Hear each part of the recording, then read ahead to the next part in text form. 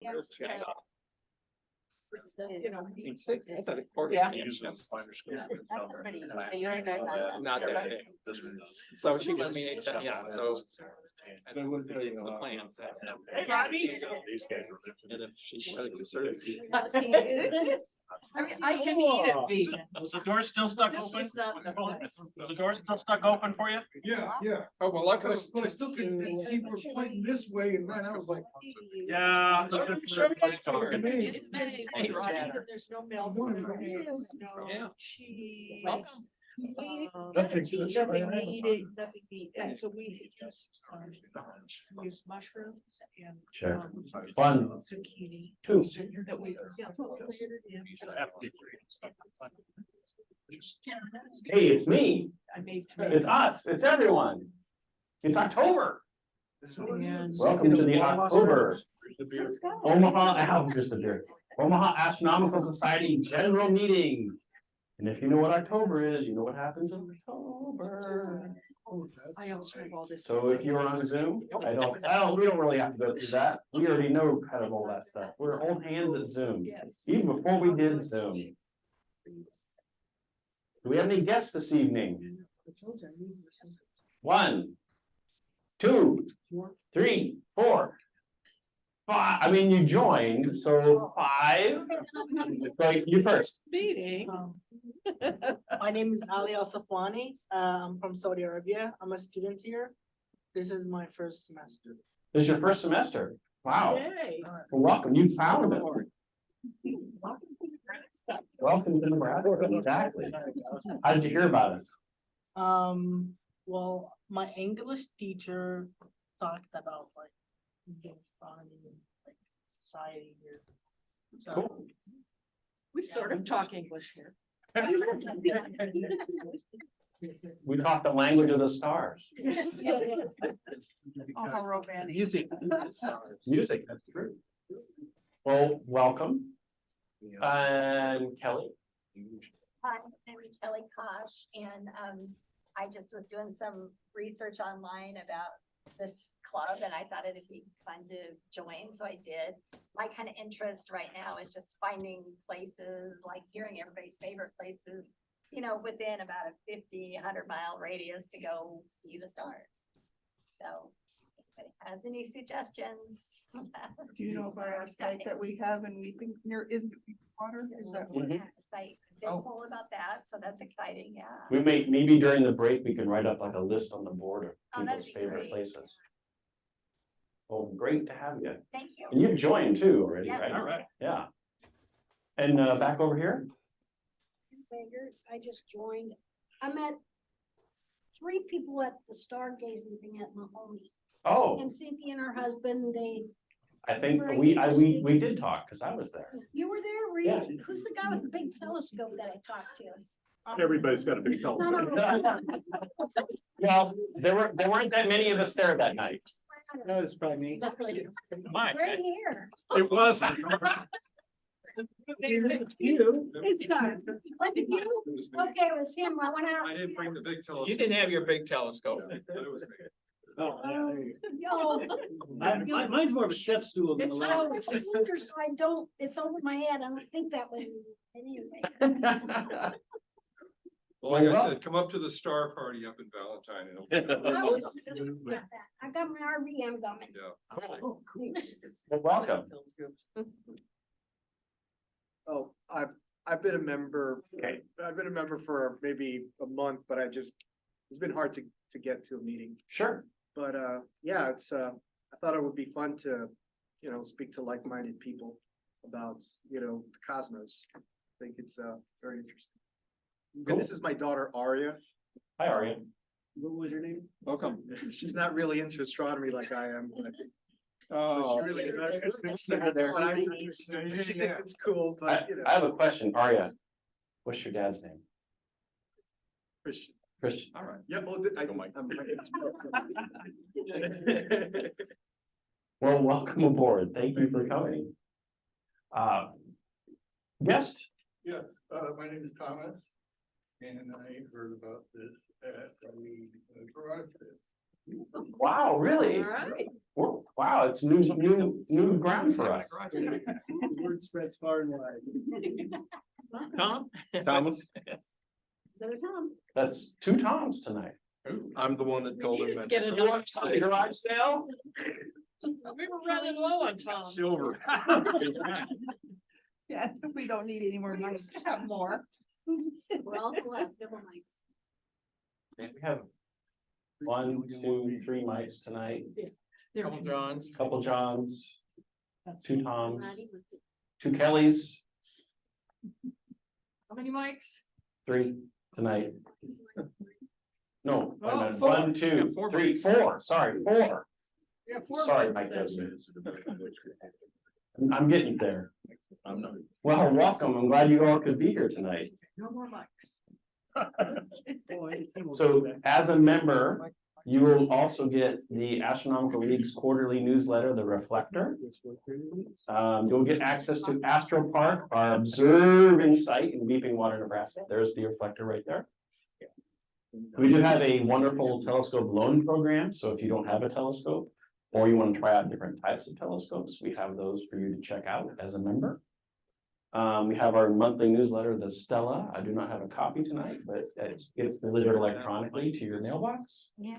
We do have a Discord server, so if you like to do the Discord network thing, we have that. And members can vote on motions and elections during the business meeting. So upcoming important dates, Forgot that, yeah. Astronomy in the Parks is on the 10th, more about that in outreach. The holiday party at Cane Farm is on Friday, December 1st. And Misrule is in June of 2024. All those important things. I even kind of scheduled the Spring Star Party, but I forgot to put it in here. So we do have, OAS is a member of the Mid-States region of the Astronomical League. We just call it Misrule. And that convention that I just mentioned previously, that Misrule 2024, that is the yearly convention. Next year, OAS is hosting it here. So we did have a big showing of OAS folks there. And we're going to do it at Mahoney State Park. It'll be a lot of fun, a lot of great presentations. I vividly remember Nina's presentation from 2013, the star quilts. That was really amazing. It sticks in my head, Still have it. Oh, nice. Do it again. Did you have this? Night Sky Network, that's a NASA JPL thing about clubs and events that clubs have. And there is a fan shop on the OAS website that you can order things like Mike, stand up, please.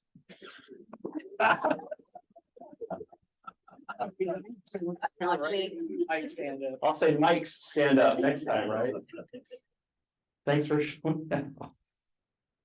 I walked right into that. How many people have gone to ask? Okay, go ahead. Somebody just ordered one of the t-shirts for this campaign that we had for Dark Sky International. Somebody just ordered a new t-shirt through that, so it's open for another 14 days if anybody else wants to. Oh, so it'll say Omaha Astronomical Society on the bottom. Yeah, on the bottom, Omaha Astronomical Society. It's the Loves the stars. Okay, yeah. We can. I'm also wearing a Dark Sky, International Dark Sky International, sorry. They changed their name. IDS now. Yep. Or Dark Sky International, DSI. DSI. Yep. Sounds like some investigative service. Astro Park. Well, we had an event on that day, didn't we? On the 16th. There was what, 16 of us there? Oh, 18. I think it was 18. 20. 20. There we go. Because there's been other people down there too. So I'm gonna say 24. Because I've seen them talk about it in Discord. 30. Because Leonard's been out there twice, so that counts twice. Not just, you've been there once, no, you've been there twice. Cool. Somewhere to get directions. I think I saw it somewhere, maybe in the last newsletter. There's- Like, you go and there's a gate and it's locked. It looks like it's locked, but it's not really locked and all this, Yeah. So is there a place where I can find that? There's an address that you can put into Google Maps. But I'm gonna send you that information. Gallagher will send you the. It's part of a welcome packet. It'll be in there. Used to have a welcome packet, and I've Yeah. got all of the contents of that welcome packet. He still puts them out. Okay, maybe I ought to contact you. And Rodney lives in Weeping Water. You live in Weeping Water? I live right outside of Weeping Water. Yeah, I could, I live- I'd meet you somewhere and take you right to it. Oh, okay. Yeah, I can show you where it is. No problem. Did they open the road yet? Yes. Yes. Yes, the bridge is open now. Good. It was closed the week before our star party and then it was open the week of our star party. So, yeah, we still did the directions the other way because we didn't know because I checked the week before. Well, guess what? It's October. That means it's election night. We have a number of positions that are in the organization that have elections. That's the president, the vice president, secretary, treasurer, outreach chair, and program chair. If you want to peruse, can you read that okay, or is it horribly small? Or do you want me to read it? Yeah. You want me to read it? Small.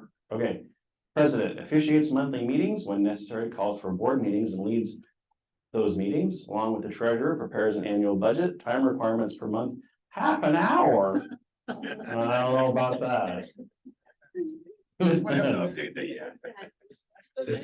that. Vice president, manager of Asper Park, There you go. That's right. You picked- sets agenda for work days, is in contact with groundskeeping provider and the porta potty service, officiates in absence of the president. Time requirements per month, half an hour plus occasional trips to Astor Park. Secretary records minutes of meetings and prepares them for submission to the Stella editor. Presents meeting minutes at meetings or other tasks as requested. Time requirements per month, 3 hours plus meetings. Is that about right? Yeah. Yeah. Treasurer, Mr. Mike over there, maintains checking account, receives monies for deposit and writes checks as needed, provides monthly report for Stella editor and to membership at monthly meetings, maintains the club's post office box, keeps database of membership, and forwards to Stella editor and Astronomical League. Time requirements per month, 1 hour per day plus meetings. So a lot on that one. Well, there's more to it than what's listed there too. Yeah. I'm not sure treasurer's the right name for it. Treasurers, No, there's other duties and. yeah. Other duties as Duties assigned. well, Assigned. Maybe that's something we'll have to look at in the next year is to redo the descriptions. Ooh, that'll take a bit, won't it? Outreach chairs, keeps a calendar of outreach events, and sends out emails and signups in logs.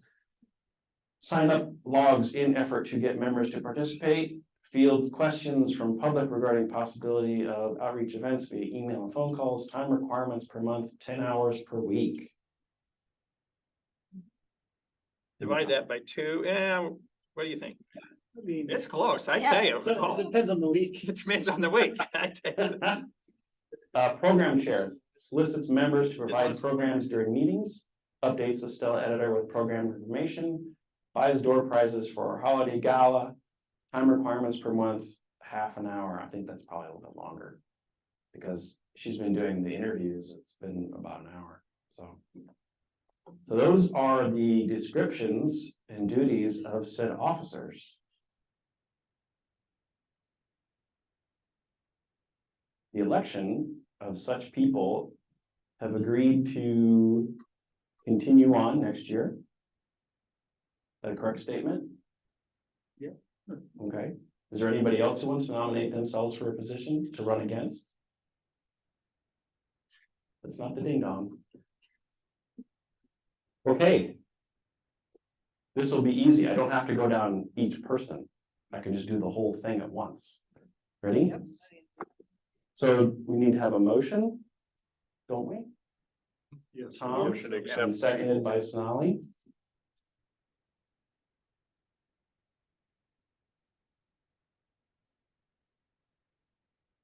The motion has been made and seconded to vote in the previous year's elected officers as the current year's elected officers. All those in favor say aye. Any opposed? Congratulations, team. Yay. We get a ping list?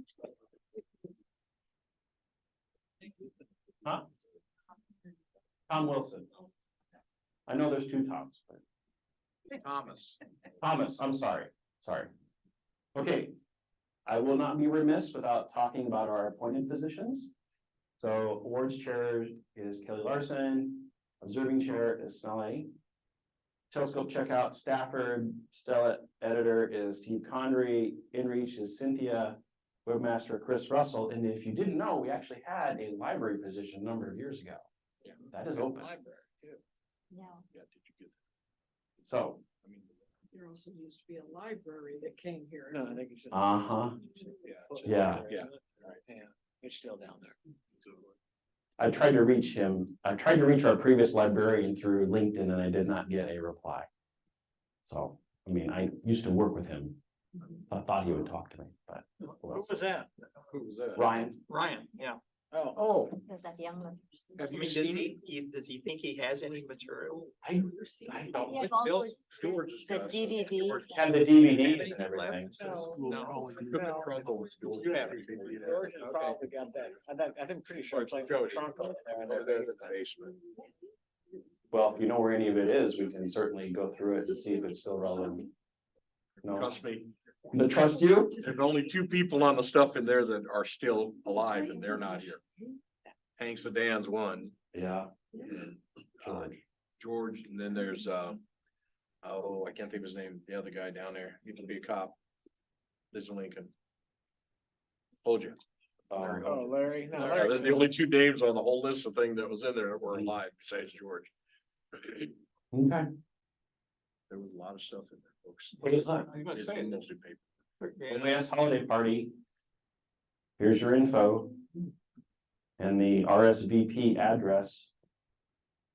To take. Names and such.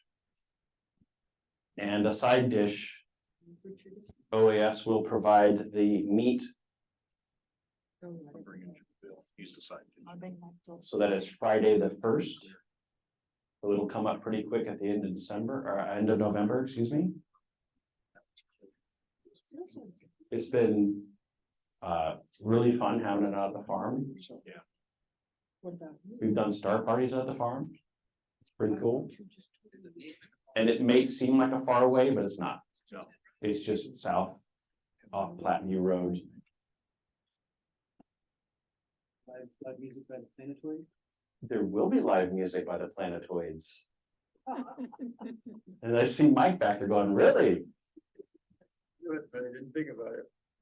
Start practicing those Christmas songs, is that what you're saying? Well, it'll be a wonderful evening. We try to go through the business meeting stuff and all this real quick so that we can say, okay, all that stuff's done, we can just do the holiday stuff, so.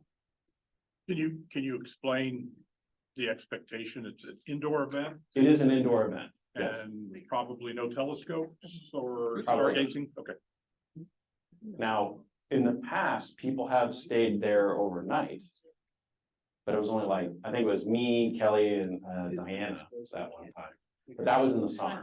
I was gonna say, I think that was either It was in the summer. very early fall. or Yeah. something. It was like August when we had that first picnic after pandemic. That was camp. Is it not coming up? Yeah, no. What did I do wrong? No, it doesn't. And you said brings food? A side dish. Yeah. Side dish? No, it's not here. It's on the form. Do I need Yeah. to use that to get into it? He's got two laptops. That's both of those. One of them is muted and the other one is the one that's talking about the cloud recording. Oh, God.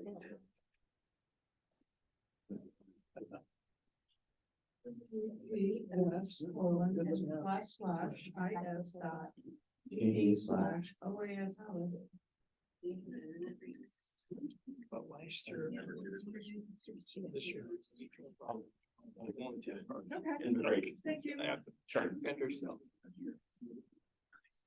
Is it the same? Did you use your camera on the QR code that it worked? Yeah. Okay, Try that. Zoom in a little bit, maybe. Yeah. you can step up to the front if you'd like. I'm not going anywhere. You can't, you're stuck. We elected you. Mike, your cord yanked out. Try that. So my internet's not working, she says. Okay, It tells me I'm connected. I don't get very good connection in here on my. That's why I brought my own internet through the university. Yeah, I know it says not private. We'll come back to the slide. Type it in. Old fashioned way. Yeah, one finger at a time. OAS guest. Star bright, one word lowercase. OAS start. OAS guest is the Wi-Fi. Oh, that's why I wasn't doing it. Went into my She's on phone. OAS. I'm on that. What's the password? Star, right? This one. Sure.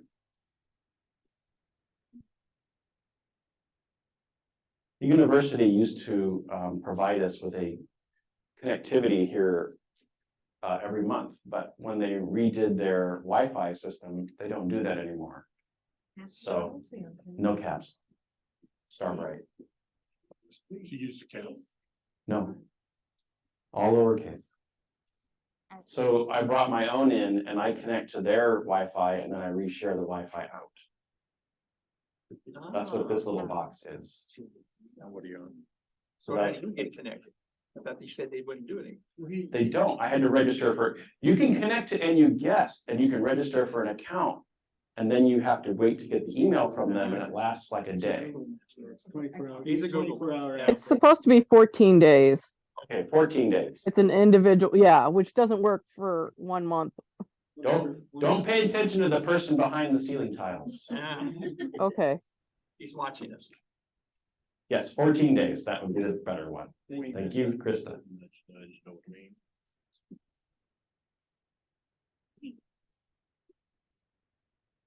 There we go. Yay. Hey Kelly, it's awards time.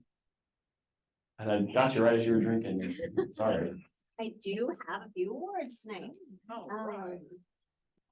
There's one. Oh, yeah, I brought your sweater. One, I think, one person is not here. I don't think Sharon is here tonight. Sharon's not here, right? No. But there are a couple. For our friend Mike Motorson. A couple? Yes, these are the moon ones. Oh. I know you do.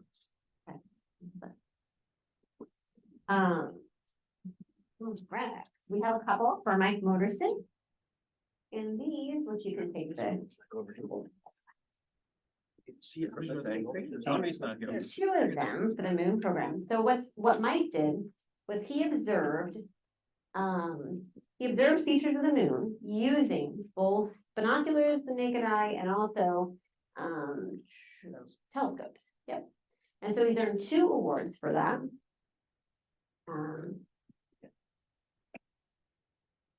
Which is really cool. So the Lunar Binocular Observing Program and the Lunar Observing Certificate. So it's kind of, when you look at it on the website, it looks like it's kind of part of one program, but you get 2. I didn't really realize I was doing 2 different things. Yeah.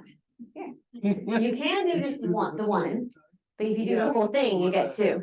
The log sheet's all one thing and Right. I just went down the list and did it and then she said I got 2 awards. Yes. Yes. 2. Snolly first. Kelly, you wanna move in or move out? Lower it. Sorry, Mike. Sound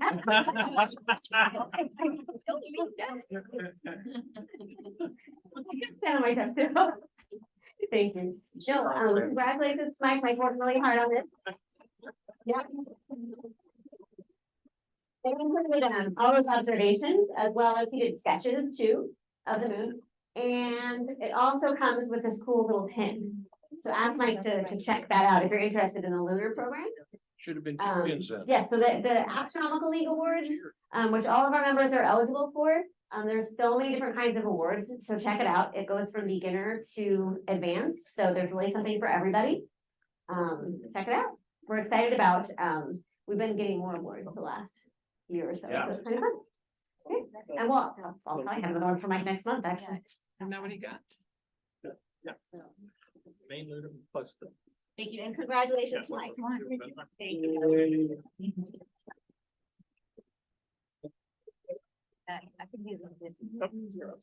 Observing chair. Hang on, I gotta get your slides up. I'll let you walk up, I'll hand this to you.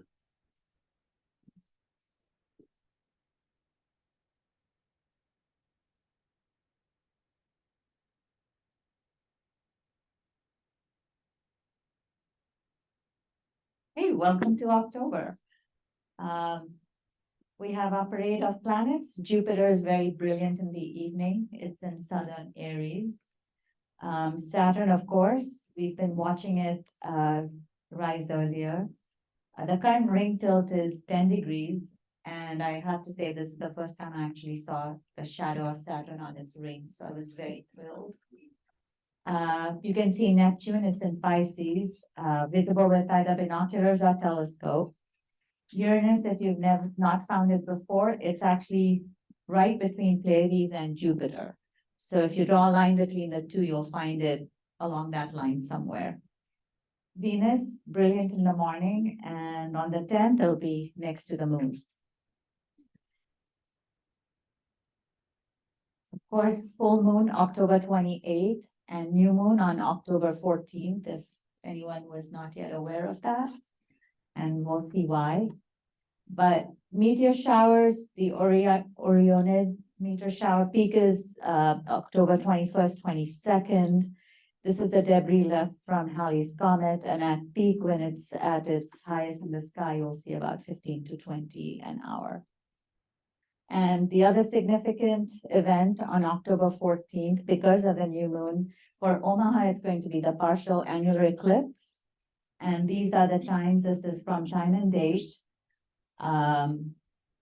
It begins at about 10:24 a.m. maximum at about 11:46 a.m. and it ends at 1:15 p.m. Total duration is 2 hours, 51 minutes. Definitely practice safe solar viewing with proper filters, solar glasses. If you don't have some, we have some here today, all different kinds, cards, glasses, and so on. Never look at the sun with the unaided eye. If you're planning to view this, that is, I think, the biggest takeaway, the most important part of viewing this. And that's all I have for today. You know what the percentage is? It's like 60. 61, something like So, 60-ish percent in Mexico. Or NASA thank you. Solar observing ambassador. Are you going? No. Down with the guys, the group. Yeah, It said 0.68 Yeah, I was gonna- magnitude. Marker, Weiler, and Kathy are going on. Big- Yeah, I was talking to him here. And the sun's gonna be bright, right? So maybe that's. Yeah, but that's kind of weird number. It's negative 0.6. Yeah. Yeah. It's negative 13. They don't get me, they start straightening real well. It could be just a data error from time and date as well. Is that how much it's gonna be covered? 61. Like 60 to 61%. Yeah. It's still gonna be bright. It's still gonna blind you if you look at it. Yeah. So you have to have glasses at all times during this eclipse. There is no time in this annular where you can take them off. Even if you were on the path. Even if you're in the past. Yes, even if you're on the path of annularity, you have to wear the glasses. This is known as a ring of fire eclipse. It'll never cover the sun completely when the moon goes in front of it. So you'll see a ring of fire essentially, which is why you have to wear protective. Even on your camera, you have to use protection on the camera. On your break, John, you might want to bring up the time and date simulations. Those are pretty good at Oh, yeah. examples about It how is dark pretty good. things get. Great, thank 'Cause you. Yeah, if people don't know what's happening, they're not going to realize it's happening at all. It's that Okay. bright. How much are the glasses? $1. $1. Oh, this is a big list, ladies and gentlemen. I know that we've had a busy couple of August and September. You both coming up? Mike, you can come up. You can start it and then I'll fill in. Maybe take pictures for us. Okay. Coming up this Tuesday, we have Two things. on this Tuesday? Zirinsky. We'll have two things, but go ahead, yeah. Yeah, We're gonna this talk about Tuesday that. is an odd week for the Pavilion La Vista. It's not a Monday, Wednesday, it's a Tuesday. So we'll have Pavilion La Vista Outdoor Education at Carol Joy Holling this Tuesday. And then we'll also have our standard monthly star party at Lake Zirinsky for those new folks here. Every month, the second Tuesday of every month, we meet at the Lake Zirinsky soccer fields off 156th and F Street. And we set up our telescopes and see what can be seen. Starts vary, by month, and we basically set up at sunset on the given day. And hope that you new folks will come out and join us. There is a sign-up sheet for the outdoor education. John has a paper copy for those There's a who. paper copy here. I'll start around and. You have a pen? Yeah. Started over here. And then that Saturday, a week from tomorrow, is the eclipse that Sonali just told us about. We will be hosting two solar safe observing events. The first one will be in partnership with the Luminarium. So that will be held down on the riverfront area. It'll be to the south of the Luminarium. It's not going to be actually at the Luminarium proper. I think it's going to drift out more towards the Heartland of America Park area. From what I talked about with Anthony Galdamez, who is a program manager there, he's our contact at the Luminarium last night. That they should be able to park in the Luminarium's parking lot and walk over. Yeah, there's the Luminarium parking lot. There's a couple other parking lots around there. And parking will obviously be tricky on a Saturday if the weather's nice. That area, the parks are really, really nice. If we get down to the new remodeled areas, they're super, super cool. It's a beautiful spot. And we're hoping to have a lot of foot traffic that we'll get from, people just happening to be walking by. We'll have some telescopes. If you have white light filters for your telescopes, please bring them, set up. We'll have a hydrogen alpha scope down at the riverfront. And we'll have some projection methods as well that we'll try out. And currently, there will also be an event here on campus. So we'll have two viewing events. So depending on where you want to go to, we'll have, I'm not probably just outside the Durham Science Center here, like we usually do. No, I think it's in that parking lot. We're gonna do it. West, yeah, Do it out there in the parking lot. yeah. Well, if we can see the sun, we might have to go to the north one. Well, true, but yeah, we need to. Since I'm going to be here too, yeah, we'll need to. Decide who wants to kind of lead each area. Yeah, I was planning on doing the Luminarium. Luminarium, okay, well, I'll take UNO then. So site to be determined based on sun's position and building skylines. But should be able to see it from just about anywhere. Fingers crossed with that. And then the following Saturday after that is International Observe the Moon Night. And so we had, last year we did a couple different events again. We did multiple events on the same night in different locations, and we're gonna try and do that again. Again, we're gonna go downtown to, I think Heartland of America Park area again, underneath the big American flag that they have. There's kind of a green space. I was down there last night. It looked like about the darkest area around, and should have a pretty good skyline for tracking the moon until it dips behind somewhere like the Woodman Tower area. And then we'll do one here at UNO again. And then we're gonna also have a Girls Inc. event at Zirinsky that same day. So there'll be a bunch of, John can. I'll lead that one, yeah. He's been talking to the Girls Inc. They're gonna have a bunch of kids come out for that, so we'll definitely need some folks there to help out with them. I'll give you And John will run UNO, I'll go back downtown, and John will be out west. Pavilion La Vista, Going forward then, we have,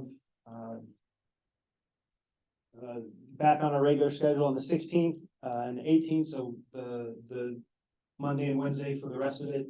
The 16th, 18th, and the 23rd, and the 25th, just like normal, so hopefully we can finish out strong with that. We've had a good showing out of, had a lot of the same people, so if anybody wants to try it out, even if you've never done it before, it's pretty easy, no pressure. Come with a telescope, come with binoculars, or just show up and point at the sky. They're kids, you don't know anything. If you can just find the make Big up Dipper, stories. you'll wow 'em. Yeah. Like Monday night, I mean, it's just amazing. I mean, those kids, They're not used to seeing anything in the sky, really. Yeah. They know about what the Big Dipper is, but sometimes they don't know what it is. what it is, where it is. It's a lot of fun to see the enthusiasm and, you know, you get these sixth graders and some of them couldn't care less, but most of them are really appreciative for the time that they get to spend looking through the telescope. And the more telescopes we have out there, then the more time that each individual kid gets the chance to look through the telescope and observe the moon or Saturn, Jupiter's up now. Whatever we can see on that night. And there's usually 2 or 3 groups of students that are being there, and they rotate them every 15 minutes. It's usually 20 to 25 kids per group has been kind of the average. Yeah, Speaking of is the, there another- you like talked a about riveting the- event. There's no Lawrence Lawrence. and this is over now? No, Lawrence and Sword. for the Oh, I year was they've gonna, done. are we doing anything for did they contact you about the Ghoulish Gardens like we did last year? I'll have to go back, you know, It's on a Saturday. the stuff, the emails that came During the in day. post NSP to about now, I got so far behind. I'll have to look, Mike, and see. I think there was an email sent way back when. Yeah, I believe it's on the 29th is what I saw on their Okay, calendar. that's Sunday. Let me, Sunday. okay. The UNO extension. They had a inflatable planetarium down there Oh, that they had brought, um, and that line was the longest of anybody in the entire place. And since we were adjacent, we were keeping them entertained while they were waiting to go in. Way to do it. checking It was a Sunday my, afternoon, right? Yeah, 29th. checking my calendar, I have a Valley Library Star Party on October 20th. Oh, I forgot that. Which is it's the Friday before That's the International Friday Observable before. Moon Night. We do that at the practice field to the, I think it's the north of the elementary school. So out there in Valley, Nebraska, they were one of our first libraries to join the program, and we had 40-ish people, maybe 50 people last year that showed up. That was a pretty good turnout for a small town. What's the estimated time? Okay.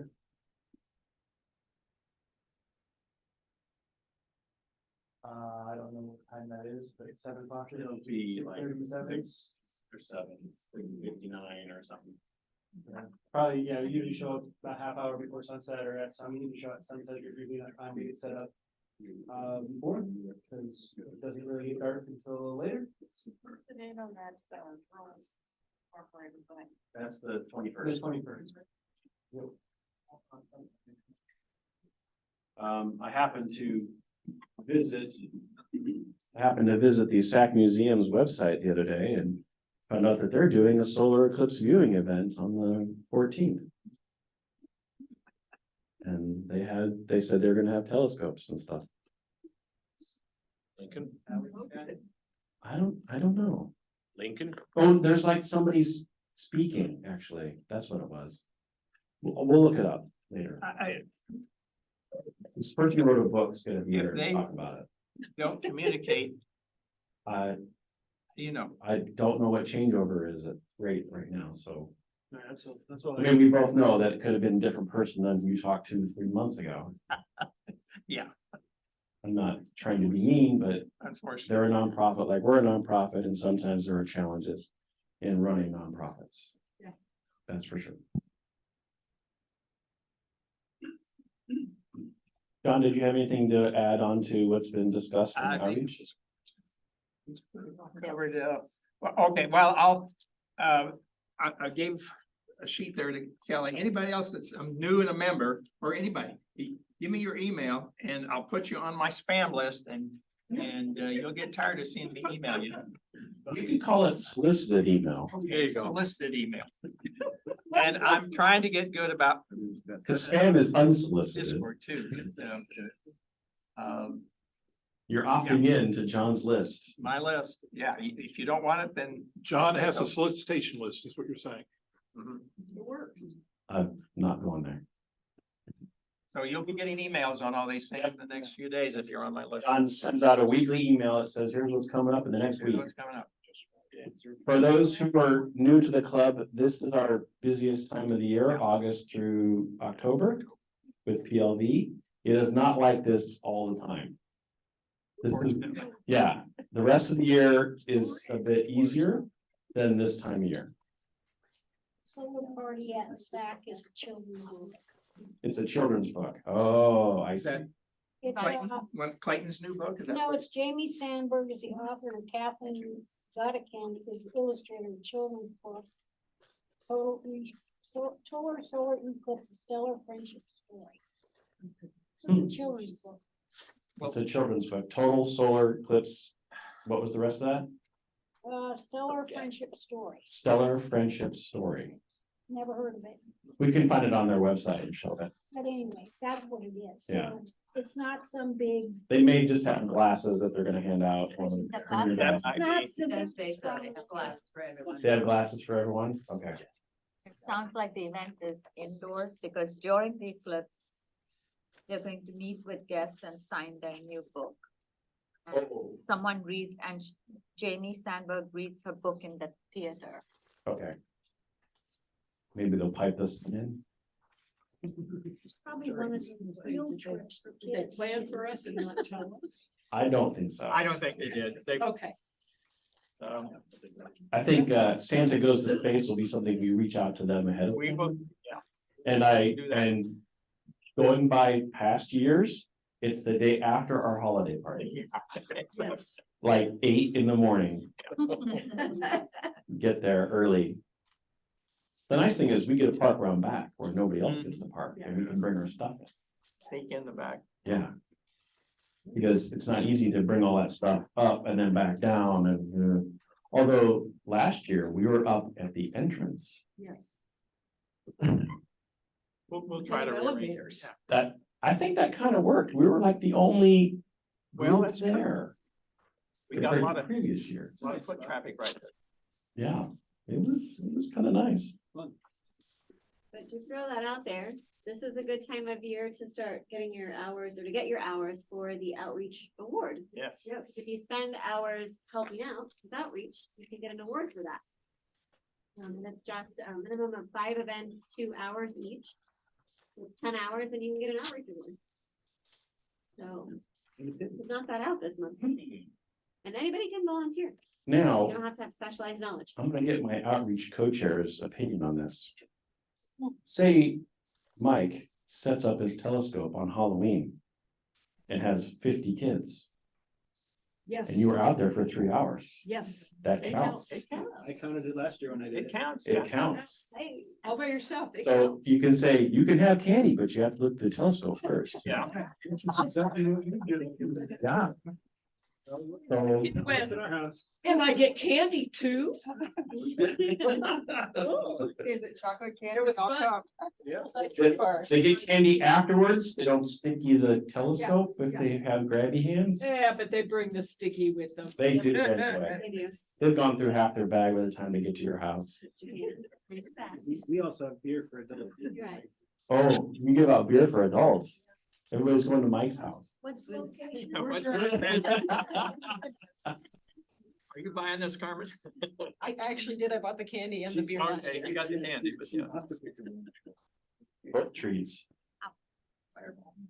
Okay, I have tried to update this the best that I got from Stafford's list on telescope loan stuff. I know this is a small looking list.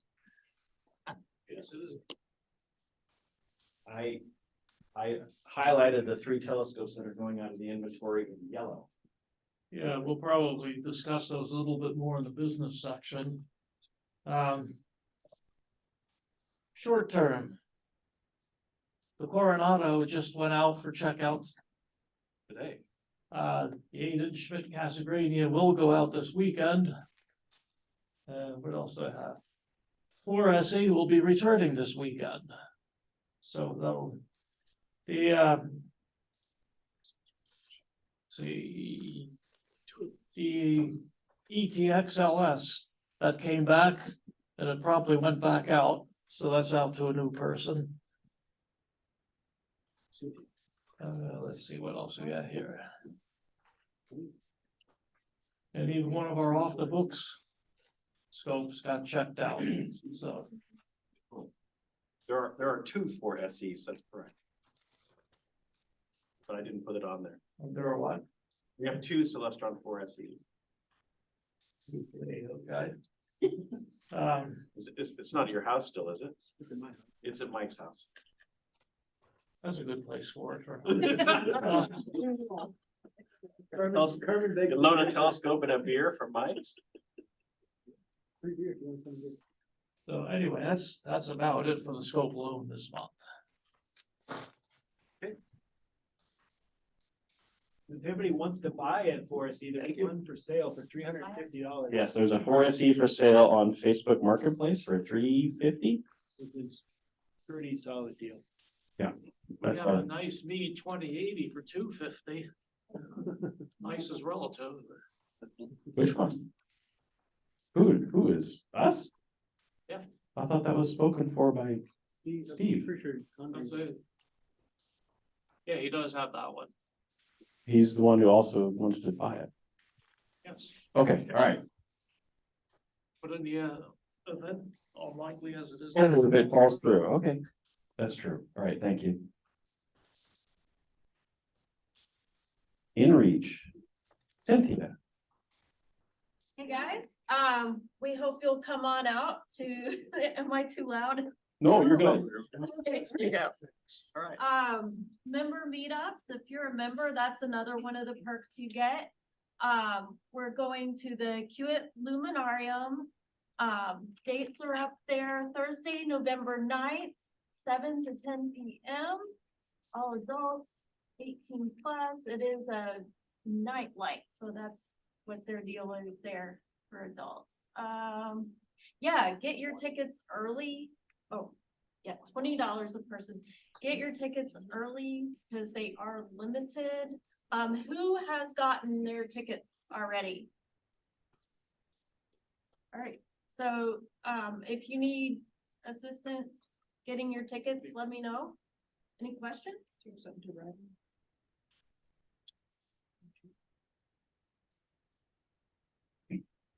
Take a picture. Thank you for organizing that. Yes. It is in the Stella? Yes. I went last night. It was a lot of fun. Tonight's program is an interview. I had that information and I don't know what I did with it. I apologize for that. You trust me? Okay. How about tool time? You trust me for that? Sure. Okay. John, tool time. 1 minute, okay. I have to kind of redo something. real Yeah. quick. Okay. I just kicked myself out of Zoom. Do the overhead first.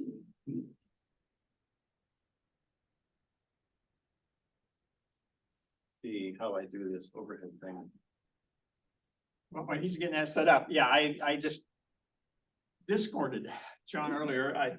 I had a delightful observing session in my driveway in West Omaha last night. And after I came in, I said, yeah, this would be fun to maybe do as an observing tool time. Hey, that's one of the reasons we're here, is to observe stuff in the night sky.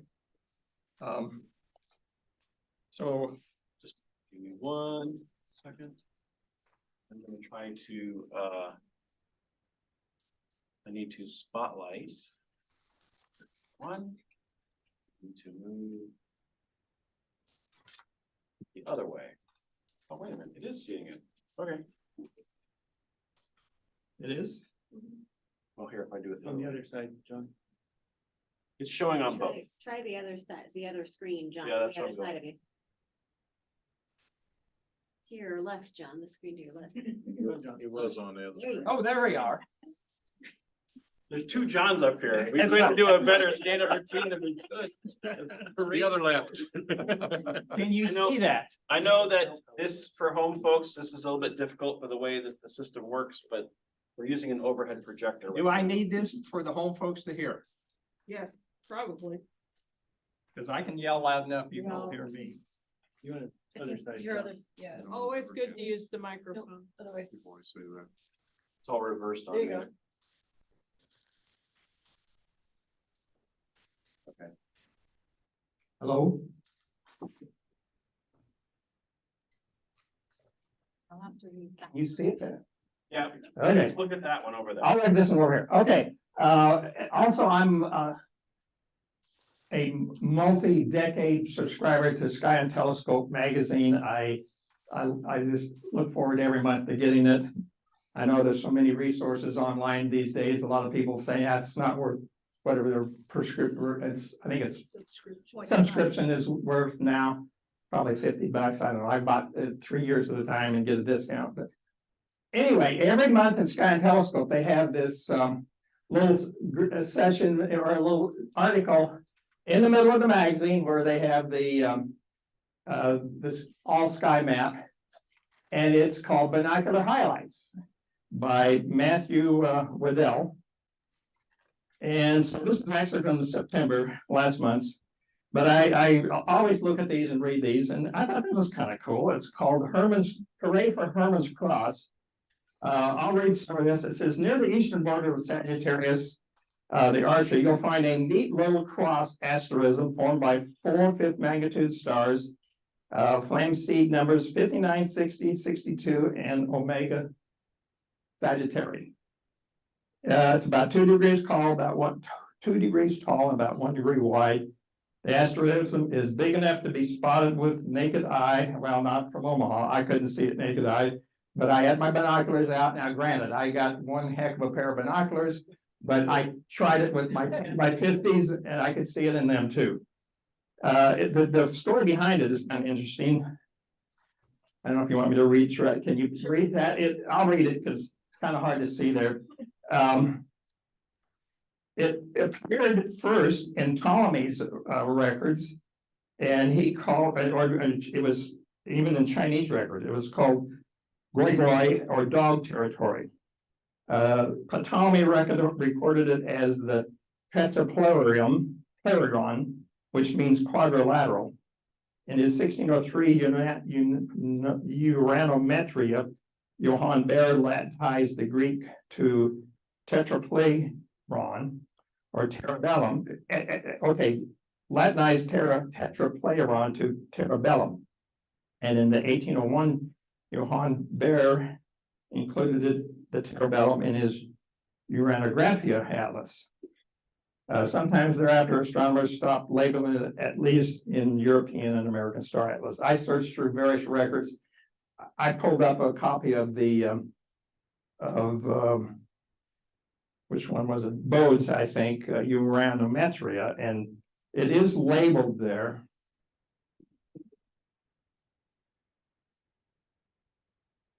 Well, it's showing there, but I didn't see it labeled. See if that's upside down. Yeah.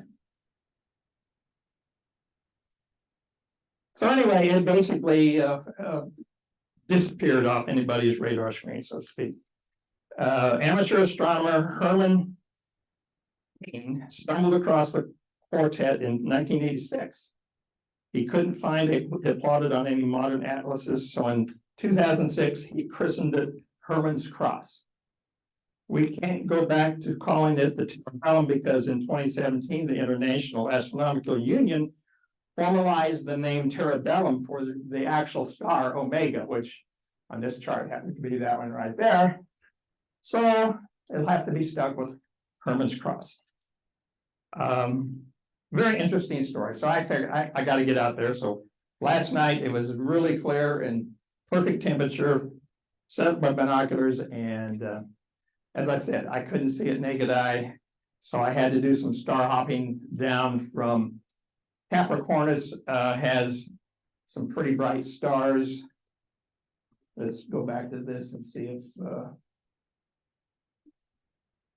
let me see Capricornus. Alpha and Beta Capricornus right there. Yeah. So I star hopped down for that, and sure enough, I found Herman's Cross. It is cool, and my big binoculars was have a 3-degree field of view. It just would fit in there really nicely, so I thought that was pretty cool. So that was one of my observing delights from last night.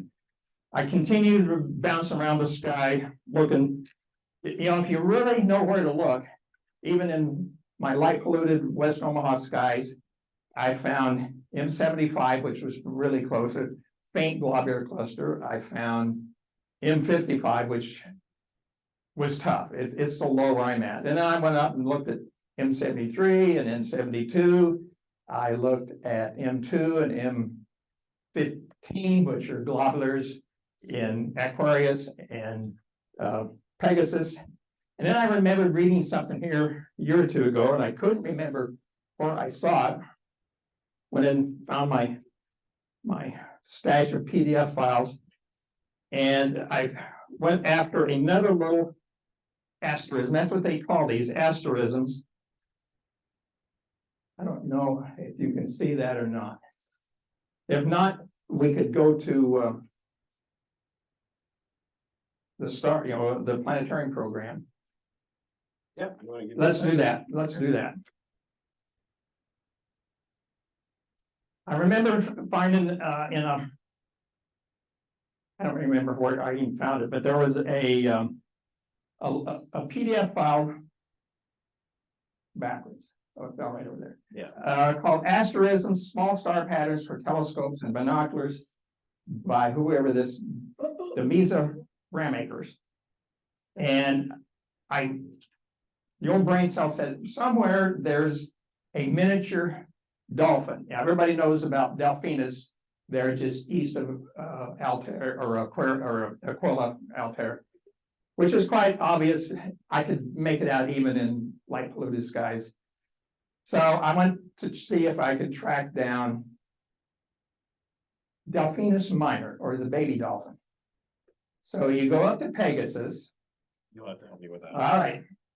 Is that time do I got? I've got January 6th. Oh, you got to reset the time. Hit now or whatever. Okay, there we are. There's Saturn. Okay, switch to that if you can. Oh, okay, yeah, thank you. The wonders of modern technology. This is amazing. Okay, we can go back. Okay, let's go back here. Here's. Okay. There's the two Alpha 1 and 2 Capricornus, Beta 1 and 2. So then I bounced down this way, and that's how I found the little Herman's Cross there. That little group of stars right there is Herman's Cross. You're pointing and we can't see. Can you point at the screen? Oh, okay. There's no pointer I can put on the screen. You don't have a red pointer? Yeah. Okay, I'll just jump over here. Okay, there it is, and this is Stellar, or no, Sky Safari. Oh. There it is, Sky Safari. So, yeah, that bouncing back to that. So that's what it looked like in Sky Safari. You see Pluto there. I didn't even try to, what is Pluto? 14th magnitude now. But there's M75. I did pick up M75. Really faint, but I saw it. Okay, moving on. Okay, so I'm moving on over here to. Oh, I did take a look at this star. This is another neat star. 19 Pisces. It's a carbon star. Carbon star. How many know about carbon stars? Carbon stars are, I mean, if you want to truly see a red star, track down a carbon star. And this, it looks like a tiny little blood drop on the sky. It is just amazing. Okay, so up here in Pegasus then, found Alpha or Merfac, I think it's called. So you work your way up here, and lo and behold, look what shows up there. Almost an exact copy of Delphinus sitting there on the border Where we at? Right here? No, right here, right? Yeah, right there. Sitting there on the western border of the Square of Pegasus. And Was the. let me get that out of the way. Yeah, okay, sometimes the star names block everything. See the little diamond shape, yeah, you see the diamond shape and the little tail there, yeah. So I thought that was pretty cool. Okay. So I found the baby dolphin. And I scoured other references and I couldn't find anybody else that mentions that as an asterism other than this document. And if anybody would like me to email that PDF to them, let me know and I will. You can put on this one. I can do that. I can't see, I'm not, it's not there yet, you know? I'm getting there. Any questions on a little quick observing session? So get out there and look, you know, just get your pair of binoculars out there. You'd be amazed if you take the time, let your eyes get dark adapted, what you can even see in the city. Main thing is to get away from where street lights are glaring in your face, so your eyes at least get dark adapted. I know that's easier said than done for some of us. You didn't know Sky Safari does have a option to create observing lists. And you can add things to lists or make lists to have your components in there. So Maybe I'll add that. I'm not signed in on this one on this laptop, but on my own laptop, when I'm signed in, it has all my observing lists. It has what I've seen and what I have yet to see. And it's pretty handy. There are a bunch of the AL award stuff is in there. You can import as lists. I have a list, some obscure list, it's like 110 objects for a light polluted sky. And it's just a smattering of objects just to have. Pretty Sky interesting. Safari, everybody, we're talking about probably the premier app for tablets and phones out there for astronomical use. I mean, there's a couple dozen other ones, but I think to a person in here, we agree Sky Safari is by far the best. There's 3 versions of Sky Safari. There's a free version, there's a plus and a pro. And the pro version, you can sometimes get on sale for $25, but it's usually around 40. And it's pretty regularly on sale every year. Yeah, but a word of warning for Sky Safari. Once you download it, don't just run out to go use it outside because it needs to download about another gig worth of data to your phone. So you want to do that on Wi-Fi before you go out to the site to try to do anything. So kind of go through it, kind of get an idea how it works, maybe make some observing list items. Make sure it's downloaded and up to date before you go and do your observing session. Does it tell you about current events, stuff like that? It has like tonight's best and stuff like that. Okay. So There are other free apps like Stellarium, which work both on a computer as well as your phone.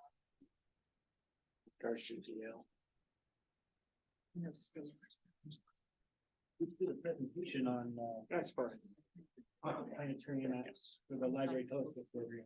I don't know, on YouTube, if anybody wants to watch it. Here's my tab there. oh, so I suppose that was in the Discord too. It is. Well, very good. All right, we're gonna take a break There. for about 10 minutes. We'll be back at 8:45. Well, you put a camera ad on it. You know exactly what. It's not a race. I do my work. Trying to sell them down there. Okay. Tonight's program.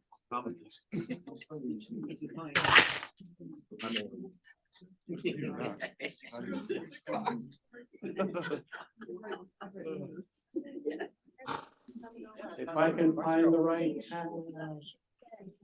Well, they all work. Really? Yeah.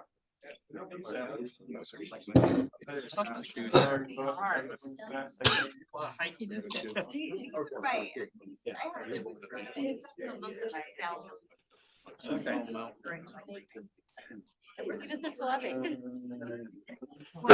They never use it all.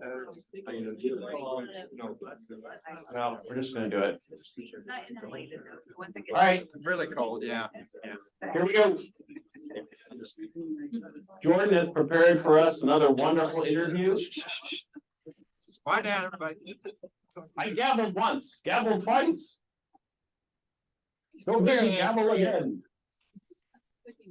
Clear the room. Okay, so I got Jordan's interview pre-sent tonight. It's on YouTube. And so I'm gonna run it from this computer because I think there'll be more bandwidth on this one. And I need to find this and optimize and here. Okay. Please move this window. Yeah, I know.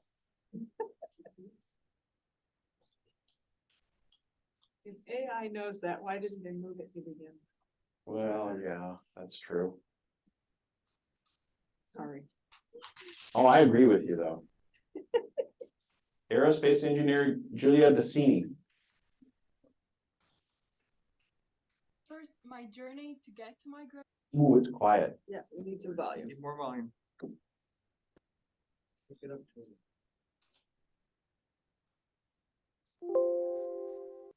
Graduation, like my 3 years graduation was tough.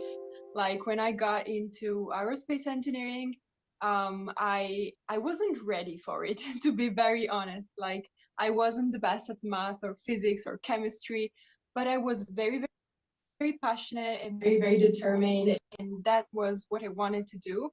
So I really cared to learn the math, learn the physics, learn the chemistry, and to push forward.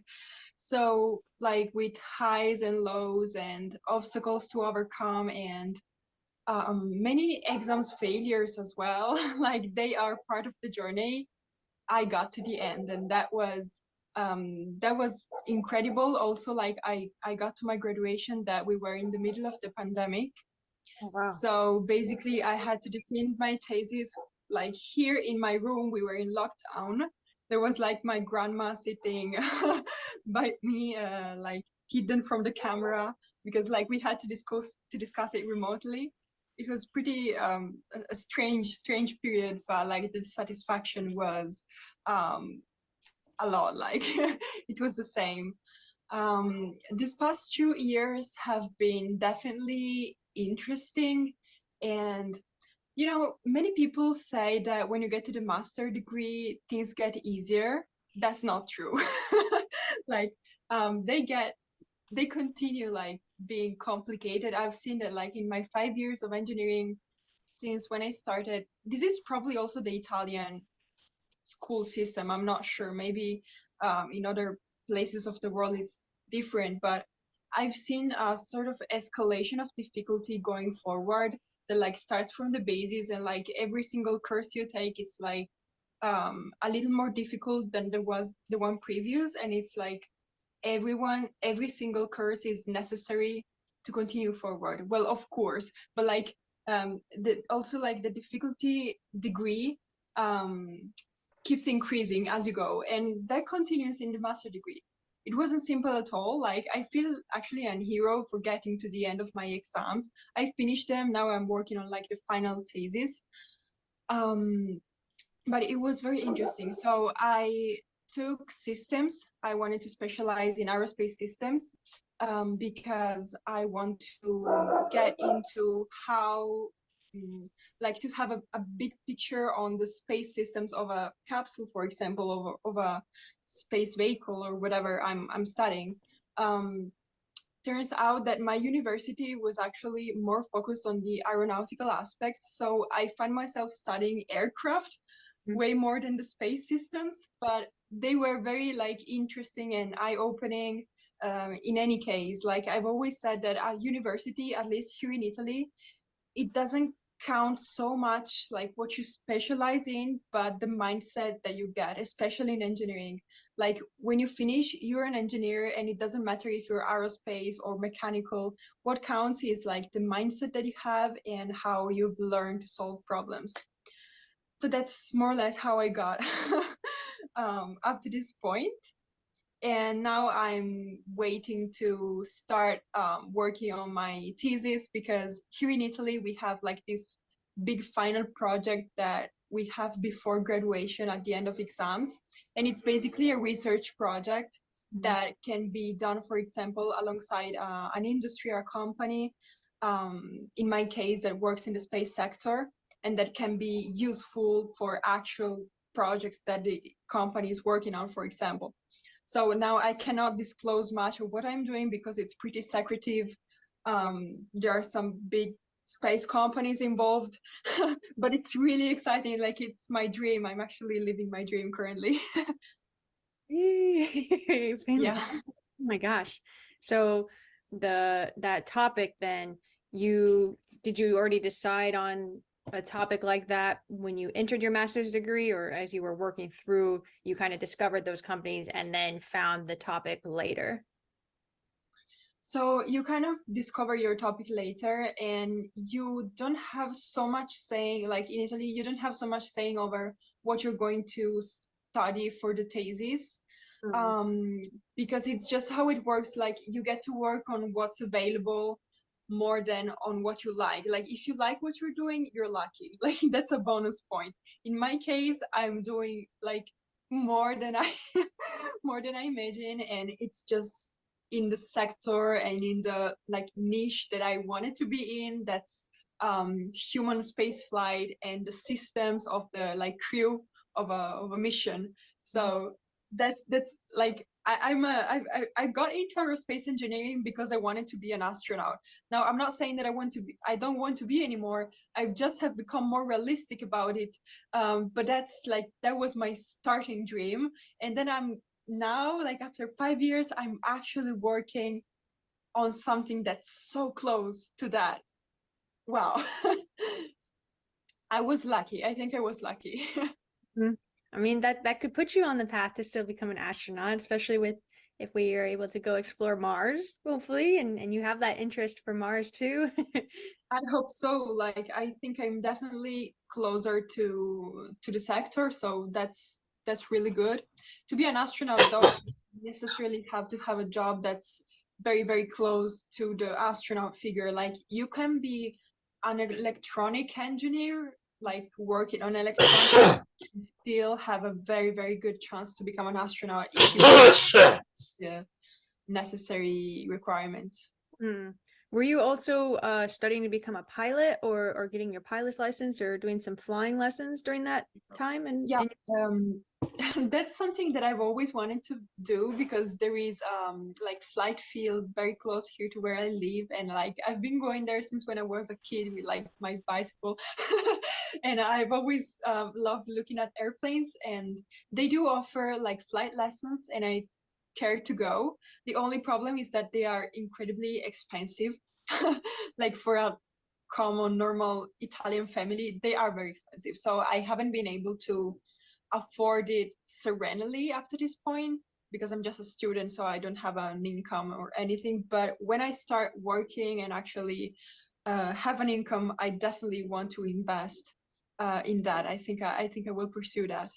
Do you think growing up around, is it Turin? Yes. The city, do you think growing up around all of that, you said you loved going to the airfield when you were young. Do you think that really inspired your interest for aerospace, or was it something else that just suddenly clicked with you one day? It's something that clicked one day, because I haven't been inspired towards that at all. Like, when I was a kid, like, yeah, the airplanes were cool, and I knew about astronauts, yeah, cool, but I wasn't really interested, because it was something that I didn't know I could do too. Like, I had no representation to look up to. I had no examples of other people that I thought I could be like. So it was not in the picture. I thought I would be a vet or something, do something with animals. I love nature and things like that. Um, everything started when I was at high school, and there was this. I still wanted to be a vet when I got to high school, and it was this high school teacher who was very, very, very passionate about space and would talk about astronomy all day. And he was the one who started showing us videos of the first Italian female astronaut, Samantha Cristoforetti. And I remember that when this whole phase started, back in the day, I didn't even know that the International Space Station existed. Like, I was completely outside of that whole world. And I had a sort of awakening. Like, I discovered the field and the possibility of becoming an astronaut and what it would involve, like in terms of training, of the science, the study. And I was like, wow, this is really challenging. I love it. That's what I want to do. I don't know, like, I've always been someone who loved challenges. I've always blamed this on the fact that I've been doing artistic gymnastics for like my whole childhood until like since 5 to 13 years old. I've done artistic gymnastics, which is a very, very tough sport. Like, I was at a competitive level, and it's also very challenging. So when I stopped doing that, I loved science, but like when I looked forward to the future thinking, what am I going to do? There was nothing that like sparked that, how can I say, that motivation, that passion, that drive in me.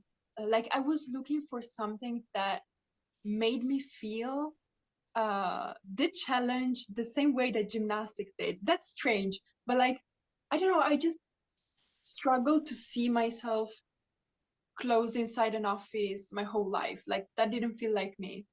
So when I found out about, of course, now I'm way more realistic about jobs and the working life.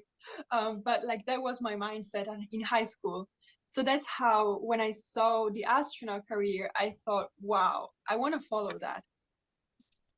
So that's more or less how it started. And then I thought, wow, like, I've been living in a city where we have space industries like 5 minutes from where I live. We have the airfield, we have this and that. And I'm like, whoa, how did they not know this before? Yeah. Oh my gosh. So you had that suddenly then click for you for that interest. Then what kept your motivation going through your undergraduate studies into your master's degree? I mean, it's a difficult field. You know that. You've been through it. And I'm sure there's a lot of times where it just felt like maybe you didn't have the support or just the mental strength or something. What did you use for the motivation to keep you going through that? Many times it happened that I just wanted to lie down and cry. And it was difficult. It's just that I was in there, like, and like, quitting was never an option. Like, for some maybe it's just my mentality, it's my mindset, but I never saw quitting as an option. There was either going forward or taking some more time but still going forward. Like, there was just that. I don't know, I've always been very stubborn. So that's probably also what pushed me forward. And also that at the end of the day, that was still what I wanted to do, and like, that was still where I wanted to be, and like, where I wanted to head. Even if I had quitted, I wouldn't have known where to go and why. Like, I wouldn't have had the same passion, the same drive. Like, I'm very good at writing, for example, and my mom many times told me, why do you not get into like journalism? Go study journalism. And I was like, sure, I can be a journalist, and I would be very good at it, and I wouldn't struggle as much, but it's not the same thing. You know, what I'm doing is very, very hard, but I know that in the end the reward will like pay it off. So that was what gave me like the motivation not to quit. Now, this said, there were many times that were very, very tough, or maybe not many times, but it feels like that I've had like twice that were intense, and where I really, really struggled, and I failed, like I had difficulty in even sitting down at my desk and study, because you get sometimes, like, I don't know, maybe it's Italy, maybe it's engineering, but sometimes I remember being like afraid of, or like intimidated of going to study a certain subject, because I thought that, like, there was no way I could pass it, like even before starting. I don't know, like sometimes things felt too big, and many exams I have like delayed them because they felt too big. I'm at the end now, so I did it. Like I actually did it. That's incredible. But back then it felt like I couldn't. So now what's the secret? Step by step. Step by step, little by little is what gets you there. Having the right people by your side. I've been very lucky to always find um, the right people by my side that could help. First off, let's not undervalue help, because that's really what does it. Positive and optimistic people, kind people, like kindness. Sometimes it's difficult to find because there can be competitive people instead. So find kind people, find the right people to have by your side who actually mean to help. And that's what like gets you to move forward when you're like at a stall.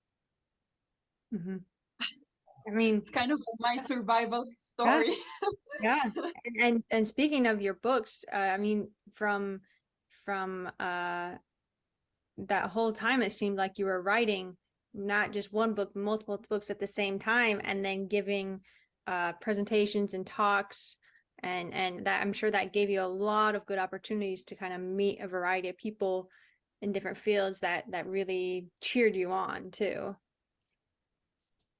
Yeah, definitely. Like connections are important. So definitely putting yourself out there and meeting people and talking about your dreams.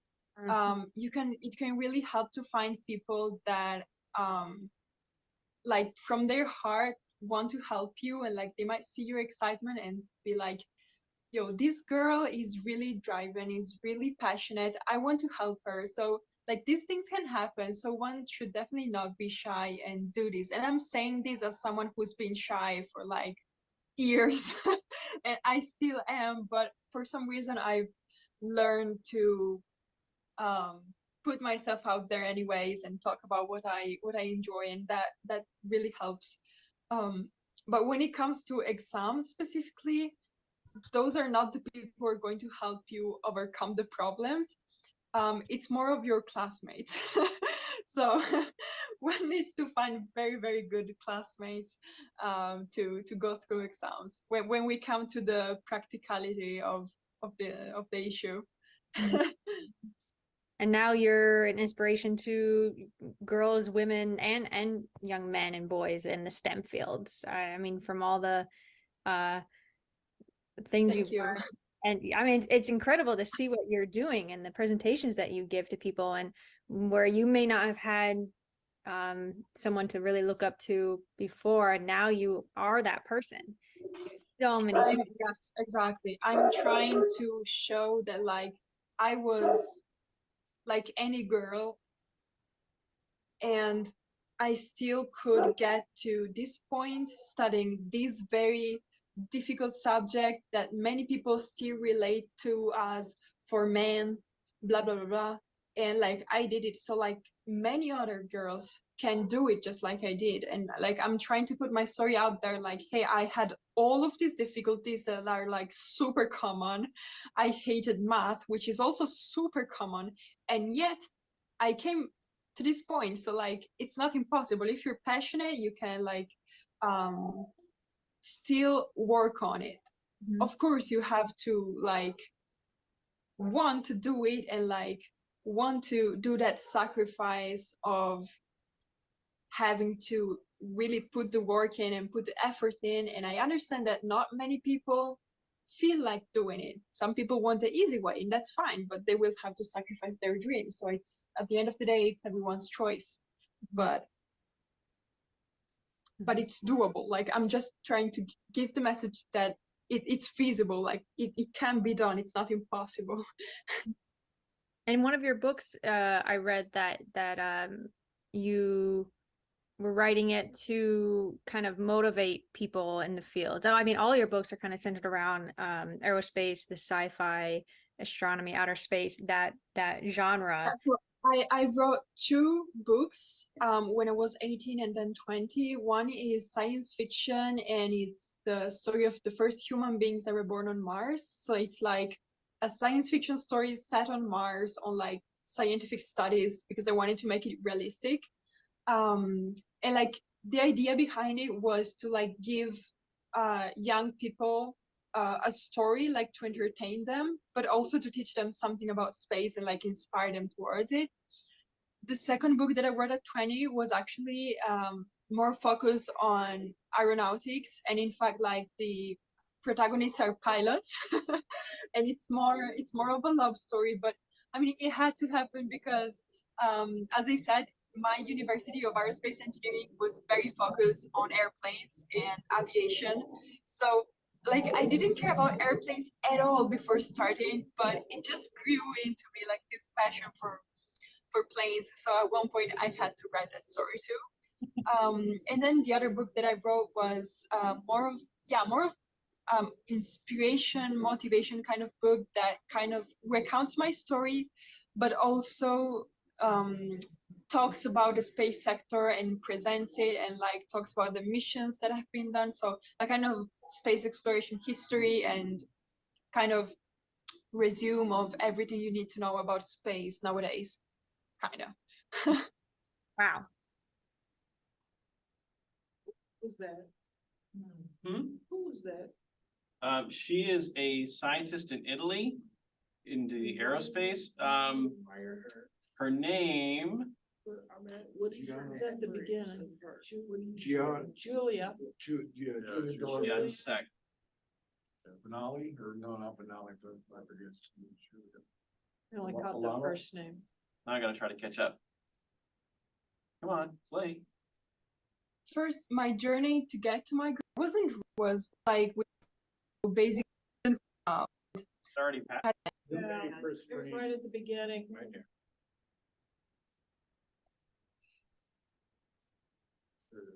Masani.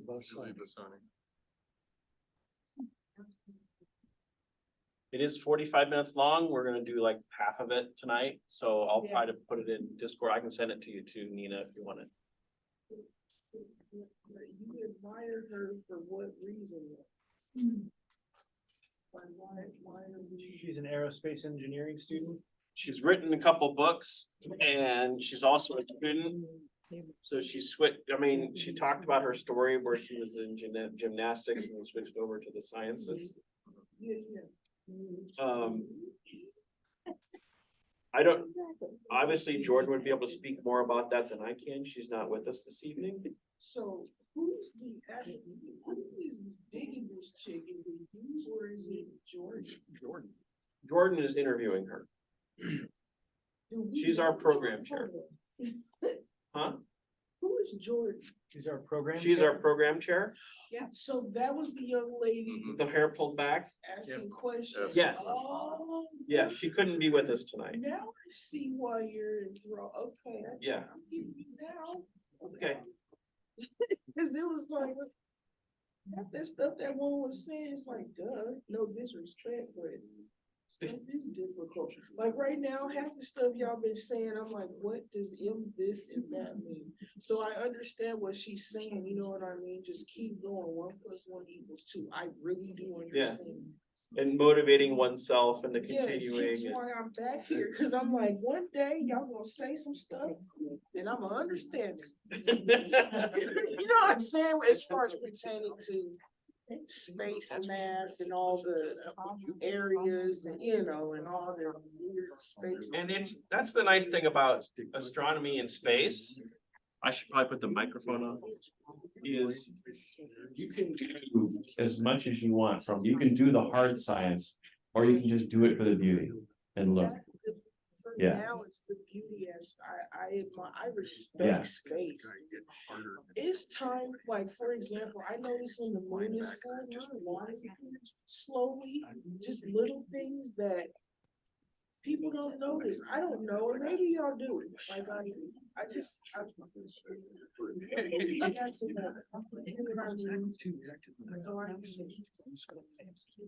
you just notice different things. Well, during the eclipse next week, one of the things you'll notice is the temperature will drop. Word? Yeah. Oh, yeah. So when enough of the sun is blocked by the moon, the temperature will go down a little bit because you're not getting as much radiation. What do you think? When I saw the, well, heat and light is radiation. And if anybody wants to contribute to citizen science, the Globe Citizen Science Network actually has a program, a little app on your phone. If you have a digital thermometer, they want people to record the temperature changes before, during, and after the eclipse. The Globe at night. Well, that'd be fun. Yeah, during the 2017 eclipse, when the shadow came over where I was at, the wind died down because there's not as much heat to generate blowing wind. The temperature dropped down. Animals like crickets and stuff might start making noise, or they get really quiet. Yeah, birds got quiet. So you notice stuff the way I do. Yeah.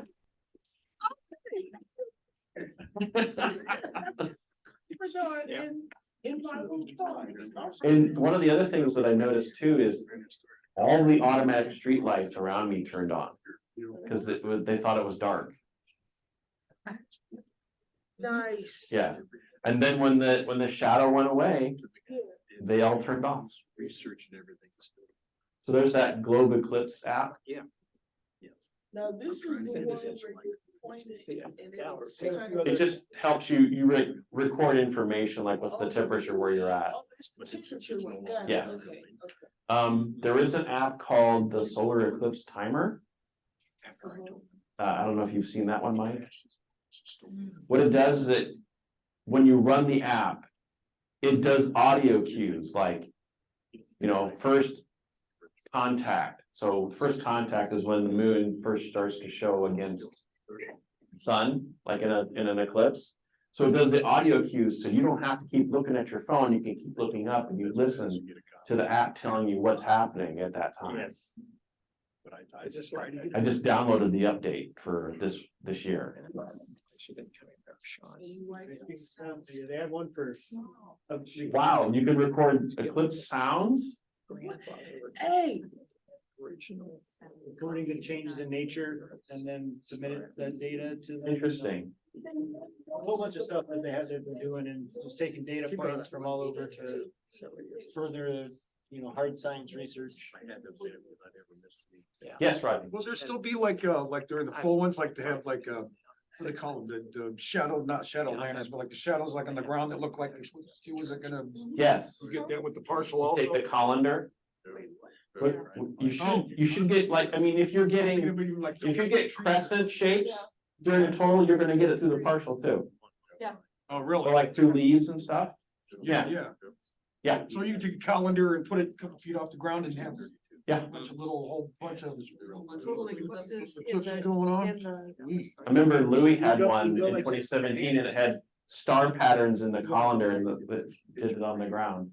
Crescents inside stars. Yeah. Yeah. So you can even use tree leaves to do that. Yeah. Cause it, Anything that leaves a shadow. anything that leaves a shadow would have the shape, yeah. And leave little sunlight. I don't know if I have an example picture or not. Do you? Okay. Yeah, I use it in my. Yeah. Junior high school. They came out, they posted and then after that, it was like, okay, look at the apartment, we've got a great picture. Yeah, so if you look at this picture, do you see all the little half, like the moon and the sun? in the circles, Yeah. repeating. Oh. The same with like your fingers, you get the shape of the sun and the moon. Oh, come on up.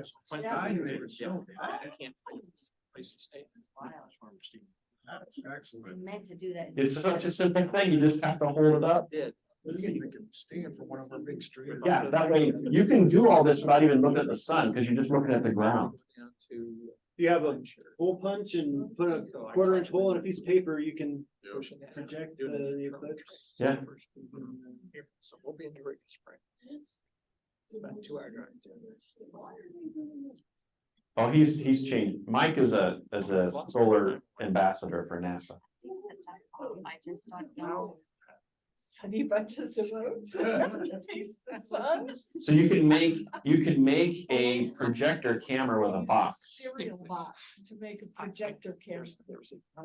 You don't look at the sun, you look, the sun is behind you and it shines into the box and you look in the box. We stayed there, I don't know. So you cut the end off years ago. and then you tape it to the inside to seal the top.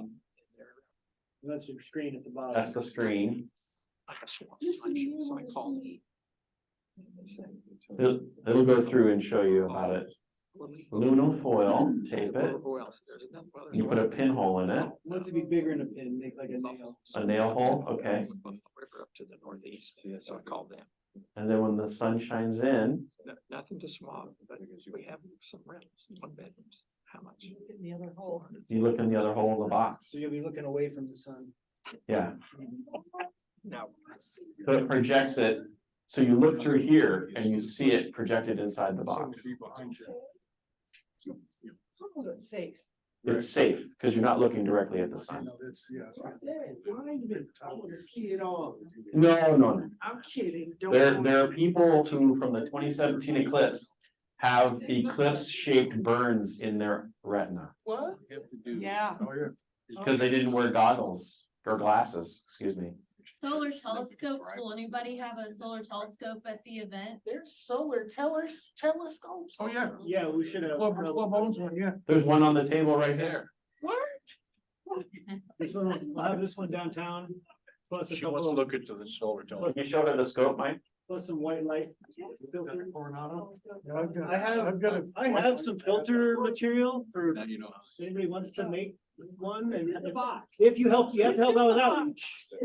I'll make one and help out with outreach. It might be a partial mask, but That's what I liked about it. You can do It filters with specific light through hydrogen, it so only does like Hydrogen. 650 Extra nanometer science. wavelength. So you can't.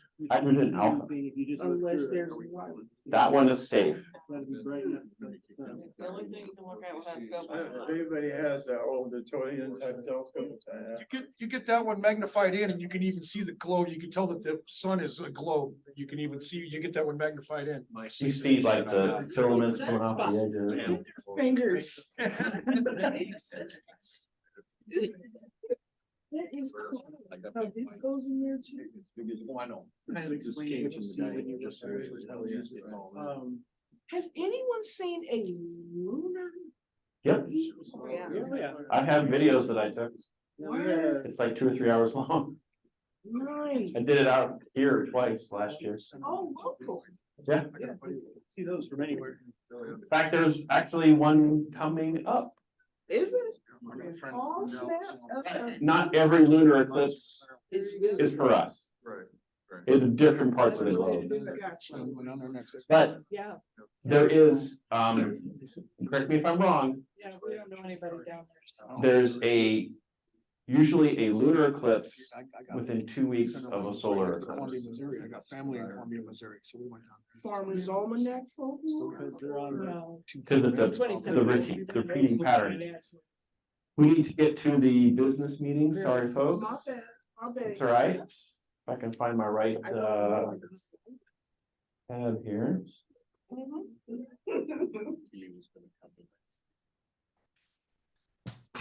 Could be okay. So you need to get to your stuff too. Yeah, we can turn and burn that pretty quick. I just wanted to. Yeah. During the meeting, so it's transparent. Mhm. We'll go through this as quickly as possible. How's that? What is this? Business meeting. Yay. Business. Secretary's brief. Not business. We're gonna be brief. Bill wants to have, he never could when he was president. Minutes in the Stella. Everybody agree? Oh, wow. Any changes? Nope. I move to accept the meetings as printed in the stove. Second. Mike first, Mike Murderston and Rodney. Get there fast. I never get a second. Trying to jump in there. Trying to jump in. The motion has been made and seconded to accept the minutes as they are in the Stella. All those in favor say aye. Aye. Opposed? Oh, I already gavelled too late. Quicker than you were. Could you be a little bit faster? I'm not like that guy who used to do the micro machines or FedEx commercials.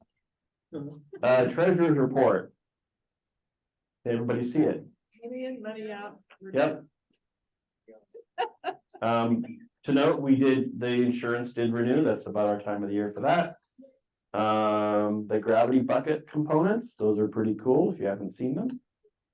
And then we did get 400 income for the outreach programs from the schools. And we have some dues.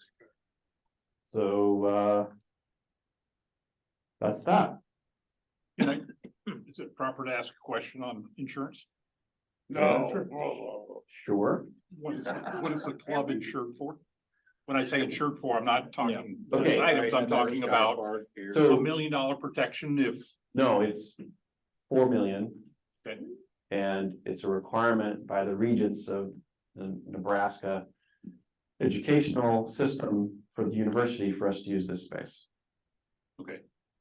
So that's basic coverage for, liability type stuff. But yeah, it's liability. Somebody trips and hurts themselves at an outreach or Yeah. falls on something at Yeah. Astro Park. Oh. Okay, and what about insurance of items?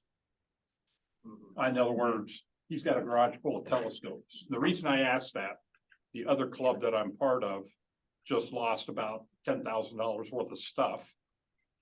And we're just now exploring what the insurance company does or does not cover. Hmm. I don't know if you guys have looked into that because it hit us pretty hard in the blood. So, It's something to think about that we can explore. Budget comes out in January. It did take us a bit to get our certificate renewed. Because we have to give the certificate to the university as part of the contract we signed to use the room. Yep. So up until pandemic year, we were doing pretty good. And then it was suddenly we had to do this every year. So the requirements have changed a couple times on us. And it was, I think 2021, they raised the requirements on us. So our insurance went up $30 a year. So. all I'm saying is that the insurance that you currently have, that's probably fine, but you may want to consider a rider because again, he takes vacation and a garage full of telescopes disappear. That's exactly what we just went through. Okay. And I'm just pointing that out because it hits pretty hard on the budget when you have to try and figure out what you're going to do and what the insurance company will or will not pay. So, and that should be separate than the university. That would be a rider or something separate. Right. Okay, that's all I had. Okay. We can discuss that in the board meeting. Vice President is not here tonight, but you'll be happy to know that we had our picnic event in September. We had a good number of us out there. Several of us did stay until the next day. And we had a bit of a weed problem at the corner going into Astro Park. Literally. Ditch weed. So it was cut down to prevent any further issues. And that's why you stayed overnight,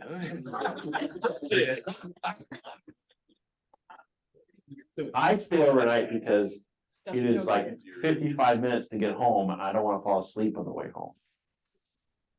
Because my normal bedtime is 9:15, 9:30. That ain't gonna make you fall asleep and give you. That's in Weeping Water. So it's Cass County, right, Rodney? Yes, sir. Yeah. So if like you go to like, you know what Staff Brothers is on 144th? Yes. You just take that road south about 35-40 minutes Oh, and you get there. you was out there. They ain't got no Motel 6 or no Motel 8. They ain't got no motels. Rodney doesn't have a room, right? Yeah, no. He's not leaving any light on. But he'll leave the light on. I mean, there is the Sinclair gas station. I don't know if they're open all night, but No. but they do have snacks in the evening before you go to the They Star do, Park. in fact, that now that they put in like the pumps that you can just cards on, Yeah. place closes even earlier now. Oh. The Hilltop Fill Stop, the one down in town, the fast lane is open till like 10 o'clock. Okay, there you go. Snacks. Staying up late and way too Thank you long. to John for servicing the porta potty. They were partying it. Yeah, in the era of transparency, we had called our company to service the porta potty. And the amount to have it serviced went from roughly $70 to $80 to $200. And so we said, thank you. Okay. And the week before our star party out there, I serviced the toilet. So I did not, I only added water because it was empty. Really? Yes, We can get the blue stuff. It's from. I got the blue stuff too. RV stores. That's what I did. I had some. It says 8-ounce bottle for every 40 gallons. I just put the bottle in, the whole bottle. So the only danger is when it gets too cold, if that's gonna freeze. So Steve is calling. I think there's a place in Bellevue that is the closest that we can get them to come out. So. Was that still S2 roll-offs? Hmm? Was that still S2 roll-offs? It was. Okay. good. Yeah, but it was like, It was Def Bomb. it was, I think the cost of fuel probably factored into it, because they were in Fremont. Oh, geez. Oh, yeah. Yeah. That makes sense. This other firm is like called Relief out of Bellevue. Yeah. A Relief. Yeah, I've got those over by the Gulf. Yeah. Because they're still doing construction and a couple of those. Yep. Construction workers. So that is Astro Park in a nutshell. We even got one for the golfers to use. called Portages. So old business, Prairie STEM, there was a meeting. Stay tuned. Misrule, we're still meeting on the third Saturday of every month. That's our mid-states conference coming up in June. We're hosting it. Stay in my zone and let y'all talk. Library telescope grant, that drawing is coming up shortly. Reestablish building and pad numbers at Astro Park. Easier to identify that I have the stencils, so coming sometime soon. The member schedule, I have not been able to make any more progress on. Telescope loan program inventory, 6-inch Dobbs to UNO and Seldom 2080. That's what we're gonna talk about. So we have two 6-inch Dobsonians that are going to be going to UNO. And there was going to be some eyepieces that went along with those as well, yes? You know, that was one of the questions I had. We're getting rid of the whole kit.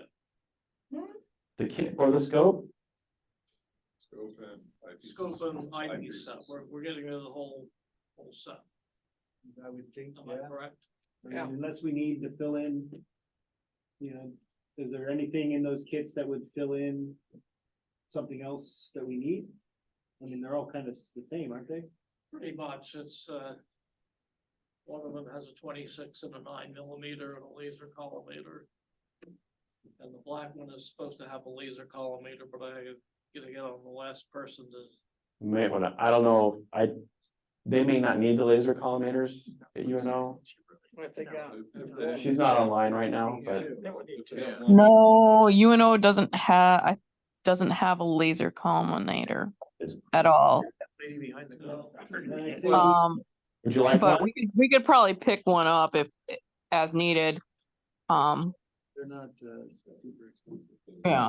One of the two have laser pump. Yes. Well, then they could use the. Yeah, they got. Yeah. Use that same one. Okay. They got. They don't need two. You just got- Works and it's go. Not trying to be annoying. As long as Like you have an Amazon inch and Day a is quarter. coming up with their little, yeah. whatever the 2 days is there anything you would recommend for binoculars or a little telescope that, you know? You can get 7x35 binoculars from Celestron that are pretty good. From who sees? Celestron. The brand. I'll let you know when we're done. Beware of Amazon. Yeah. Yeah, that is true. That stuff is coming from overseas. So. The 2 6-inch jobs, I think we can do the kits, that's fine. Anybody else have any problem with that? No, Yes, that will probably happen this week, then. okay, that sounds We good. sound like we're in agreement with, Steve, he's not here this evening, purchasing the 2080. he wants everything but the eyepieces, so we could apply that to the 2080 that Mike has. Oh, okay, So okay, that's our progress since the last month. Cool. Motion to. no, we did that last month. This is just a progress update on it, so the 6 inches are going to be out of inventory, the Mead will also be out of inventory. Can we add my 6-inch in there then? Sure, and the 4-inch, I have a 6-inch and the 4 SE in my garage. They can stay in my garage, it's fine. we can talk about that at the next board meeting, because a number of us have scopes that were donated at our properties. Well. Guys. You only need so many scopes.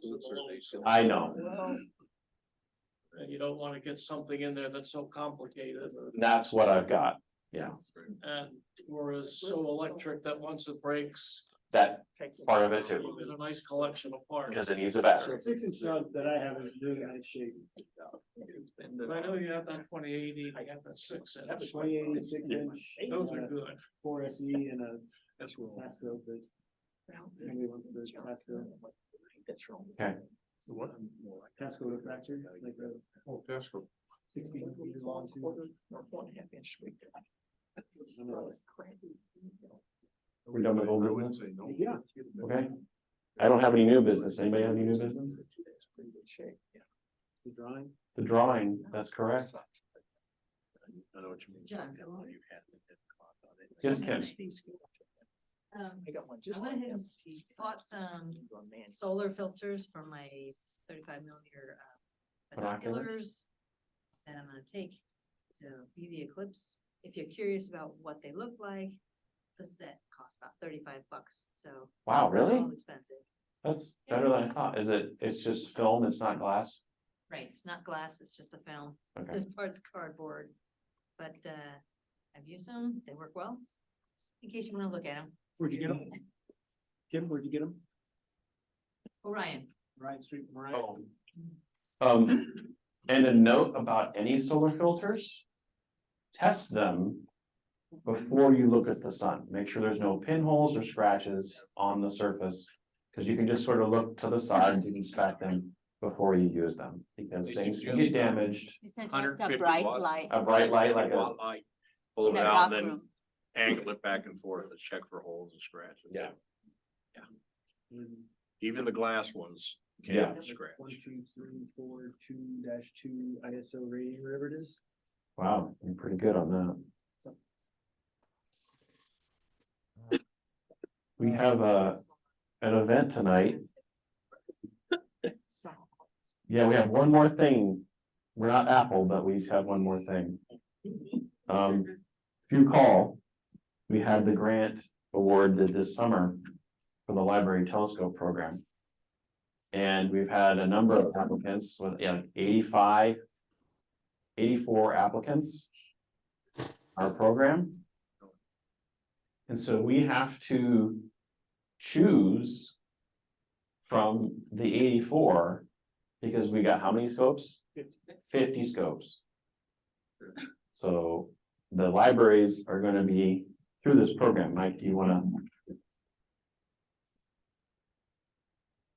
Yeah, so from the HDR grant, we're able to supply 50 Orion Star Blasts and 50, 70, 21 millimeter zoom eyepieces.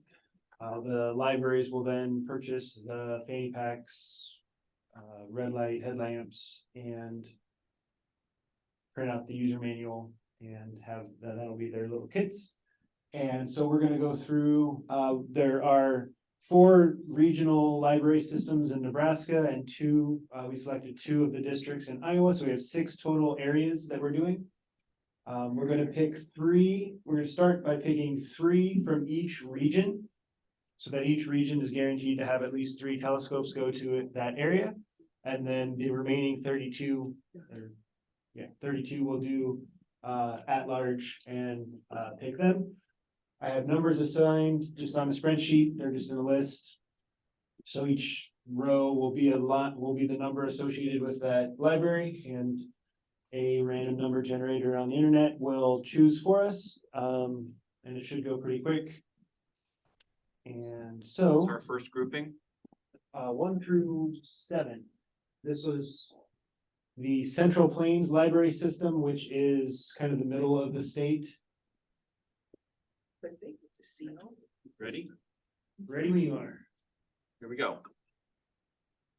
5. Yeah. The Ord Township Library. Yay for Ord. Why is it being so fuzzy on my screen? That one is. Yeah, but that's the one being recorded. Okay. Well, that's why. Not figures. Well, I'm kind of sharing my internet with everybody. I thought. It's kind of taking a slice out of the pie. Okay. So Ord, right?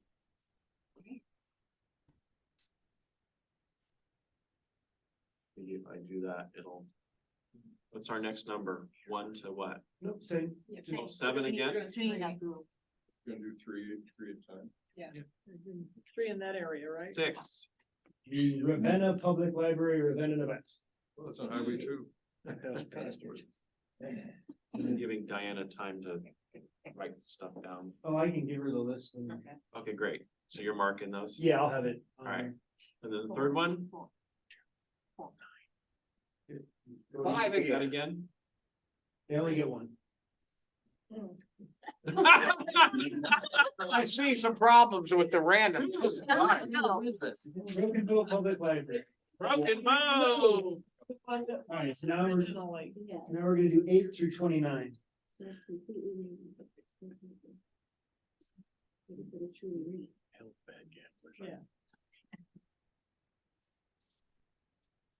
Good thing we're watching this. Okay, you ready? Doesn't work out better. 5, 6. 9. 10. Well, who is 2? Early Public Library, Early Iowa. Oh, this is the Northwest Iowa District. Okay. What was number 2? Number 2, Broken Bow. Broken Bow. Okay, thank Oh, you. Didn't hear that. what was this last one, Michael? Early Public Library, Early Iowa. That's highway. If you say so. Nice. And then all around. Okay. Am I doing this 3 times on this one? Yep. Okay, here comes the second one. 21, I win. Rockwell City Public Library, Rockwell City, Iowa. Rockwell City Public Library.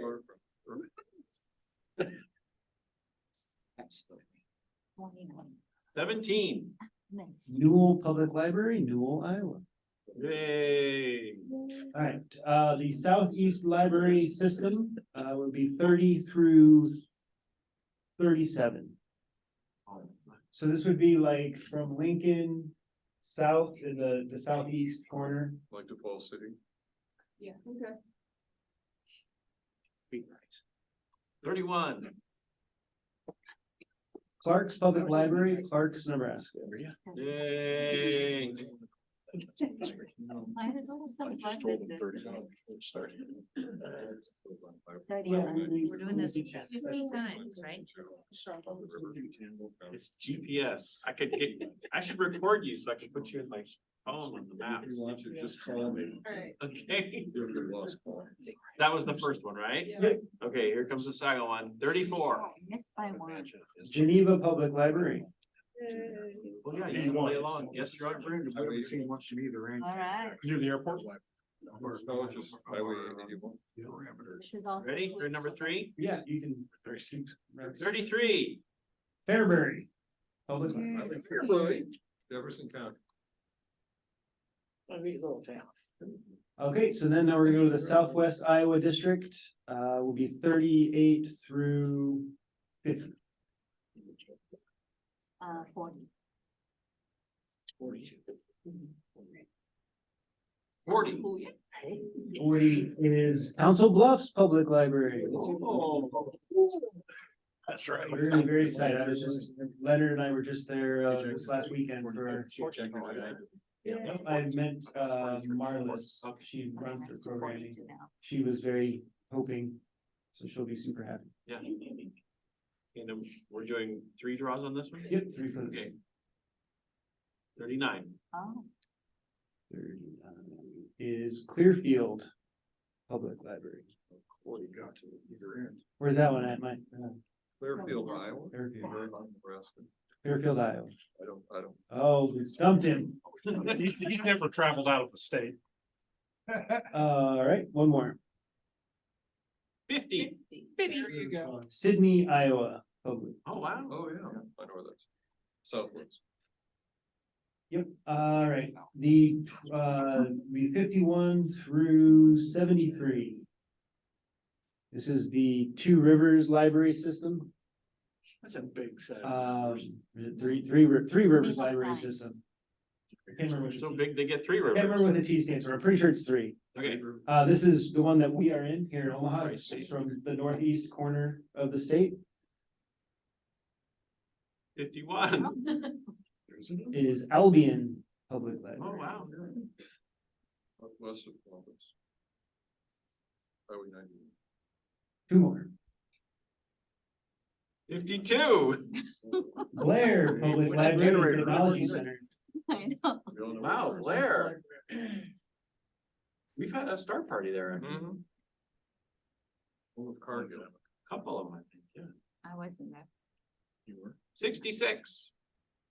Newman Grove. They got a library? Apparently. Yeah, that's up on highway 270. No, they got one. All right, let's see, the last district that was 3, right? Yeah, that's 3. Last one is the Western Library System, which is from Scotts Bluff to wherever the Central Plains stops or starts. So the left quadrant of the state. So 74 to 74 to 83. should be 84. Should be. Yeah. Did your spreadsheet start on a different number? No, I'm missing one. Start over. Get 85. See what I added one on my phone and doesn't have.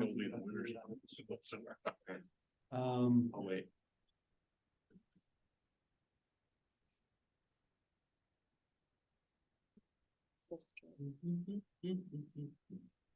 Yeah, Pender's gonna have to just roll their dice on the general, because we already aren't there. All right, so anyway, 74 to 83, we're rolling with that. Okay.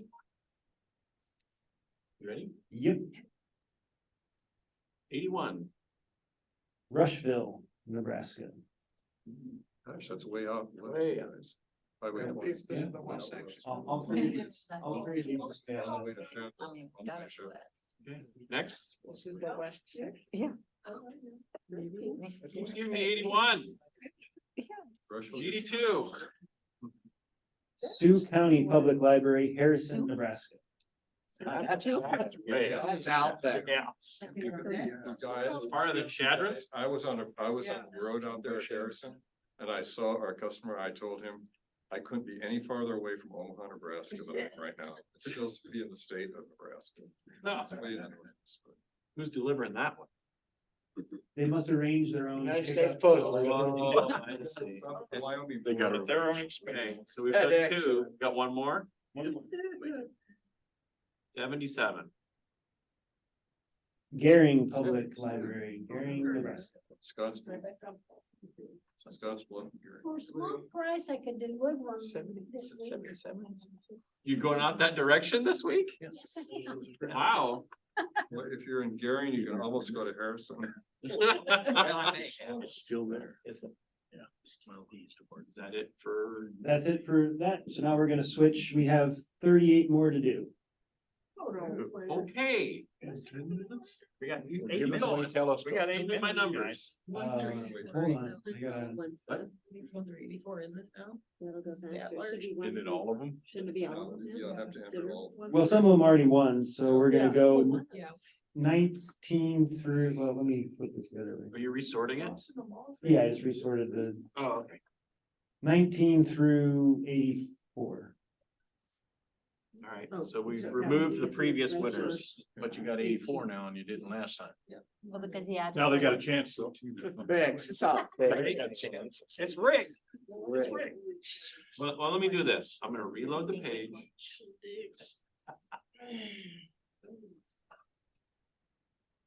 It was what? 84. 1984. Yeah, that was a good year. What do you mean we gotta do this 38? You ready?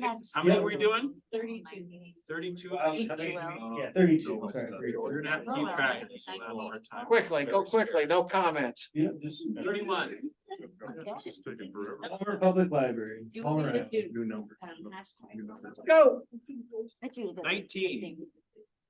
Atkinson Public Library, Atkinson. Go. Nebraska. 61. Next, better generation. Not yet. Genoa Public Library. You know, Here comes 4. 48. Dunlap Public Library, Dunlap, Iowa. Oh, Five. you went by. 5. 79. Cravath Memorial Library, Hastings, Nebraska. Good night. Night. 78. Bayard Public Library, Bayard, Nebraska. Weird. Wow. She got wrong. 29. Lake Park Public Library, Lake Park, Iowa. One behind Kelly. one more. Thank you. There. We're 2 behind, we're 3. 24. Carroll Public Library, Carolina. 53. Really, you were just. Mary J. Bennett Barnett Memorial Library, Guthrie Center, Iowa. Too many Iowa. 71. Nebraska. Osmond Public Library, Osmond, Nebraska. 76. Stanton Public Library, Stanton, Nebraska. All right. Yeah. That's an important one. So, 77. Robin's cousin. Verdigris Public Library, It's up on the river. tiny little town. That's my hometown. Nice. Yeah. 81. 81 is Did Kimball, 81. No, this is different now, isn't it? Yeah. Never mind. Kimball, Nebraska. Kimball, Nebraska. Interstate 80, first town. Former home of, Click. Cabela's. Sorry. Not- 34. 5 minutes. Thanks, Phil. Sergeant Bluff. 70 to go. Sergeant Bluff, look at that. South, that's South. That's the same thing. Click. I just said 84, right? Yes. Okay. 47.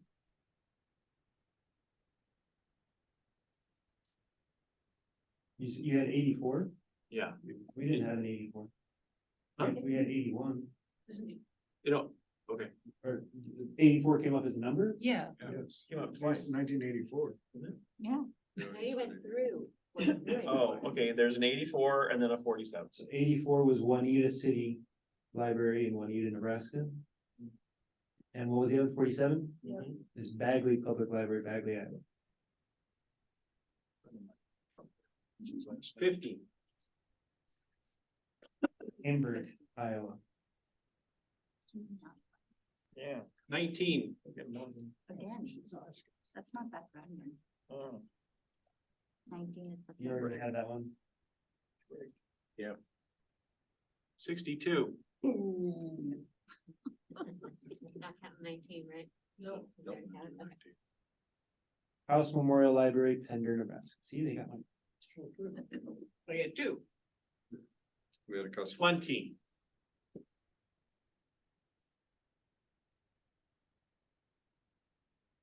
Cordelia B. Preston Memorial Library, Orleans, Nebraska. That's on 80. 77. Sure, that's not Orleans Homes. Very, we already had it. Already had 77, okay? 62, Already had it. okay? 75, St. Edward, Nebraska. had 77. I think we had 62 as well. 71, Yep, had it already. and 34, Got it. 57. Heinz, Bloomfield Public Library. The other one too. Yeah, the other one took out. 56. Had it, as in they already had that one? Yes. Ottawa Public Library.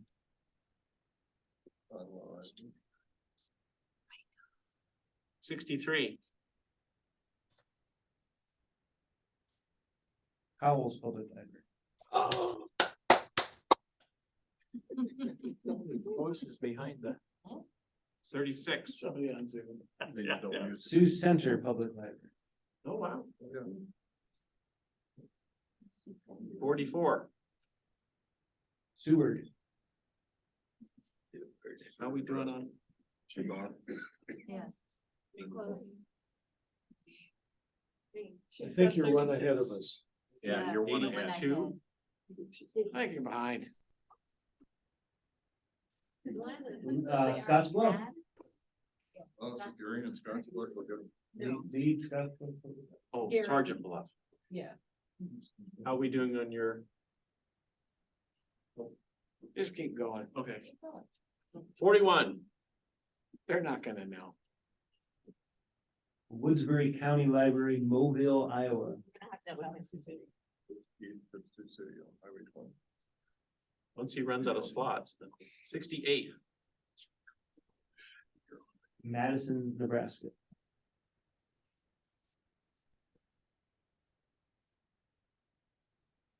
$38. Sioux Rapids. Memorial Library. Sioux Rapids, Iowa. Yeah. That's right north. You got 60. Iowa. Fullerton Public Library, Fullerton, Nebraska. What's that? Roughly. How many more we got left? 4? 2. 2? Oh, so long. 78. Had it already. 26. Fonda Public Library, Fonda. Is it right? 45. Valparaiso. Oh, nice. Yeah, between. Right, now, I have count, make sure that's 32. Double check your count.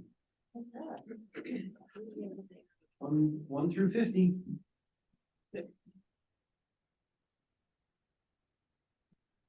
Yay, everybody. Have not done yet. Send my vote. Until he hits that. I know. Almost, I'm almost there. You'll just want to say, we got our December meeting, Come on, Bill, go for it, Bill. November, Mike already said something. November 3rd is the next meeting. I can't believe. Motion to adjourn. Bill, please. Oh, that's so great. You thought that. The screens haven't gone. We didn't lose it. Oh, nice. It didn't go up, but the doors were locked. The doors were locked. A motion was made and seconded to adjourn the meeting. Business meeting. All those in favor say aye. Hi. They're going up. Yeah. Thank you. Thank you. Security wants it. That is, I totally did not realize that they did not. Pull up at 9. I was wondering.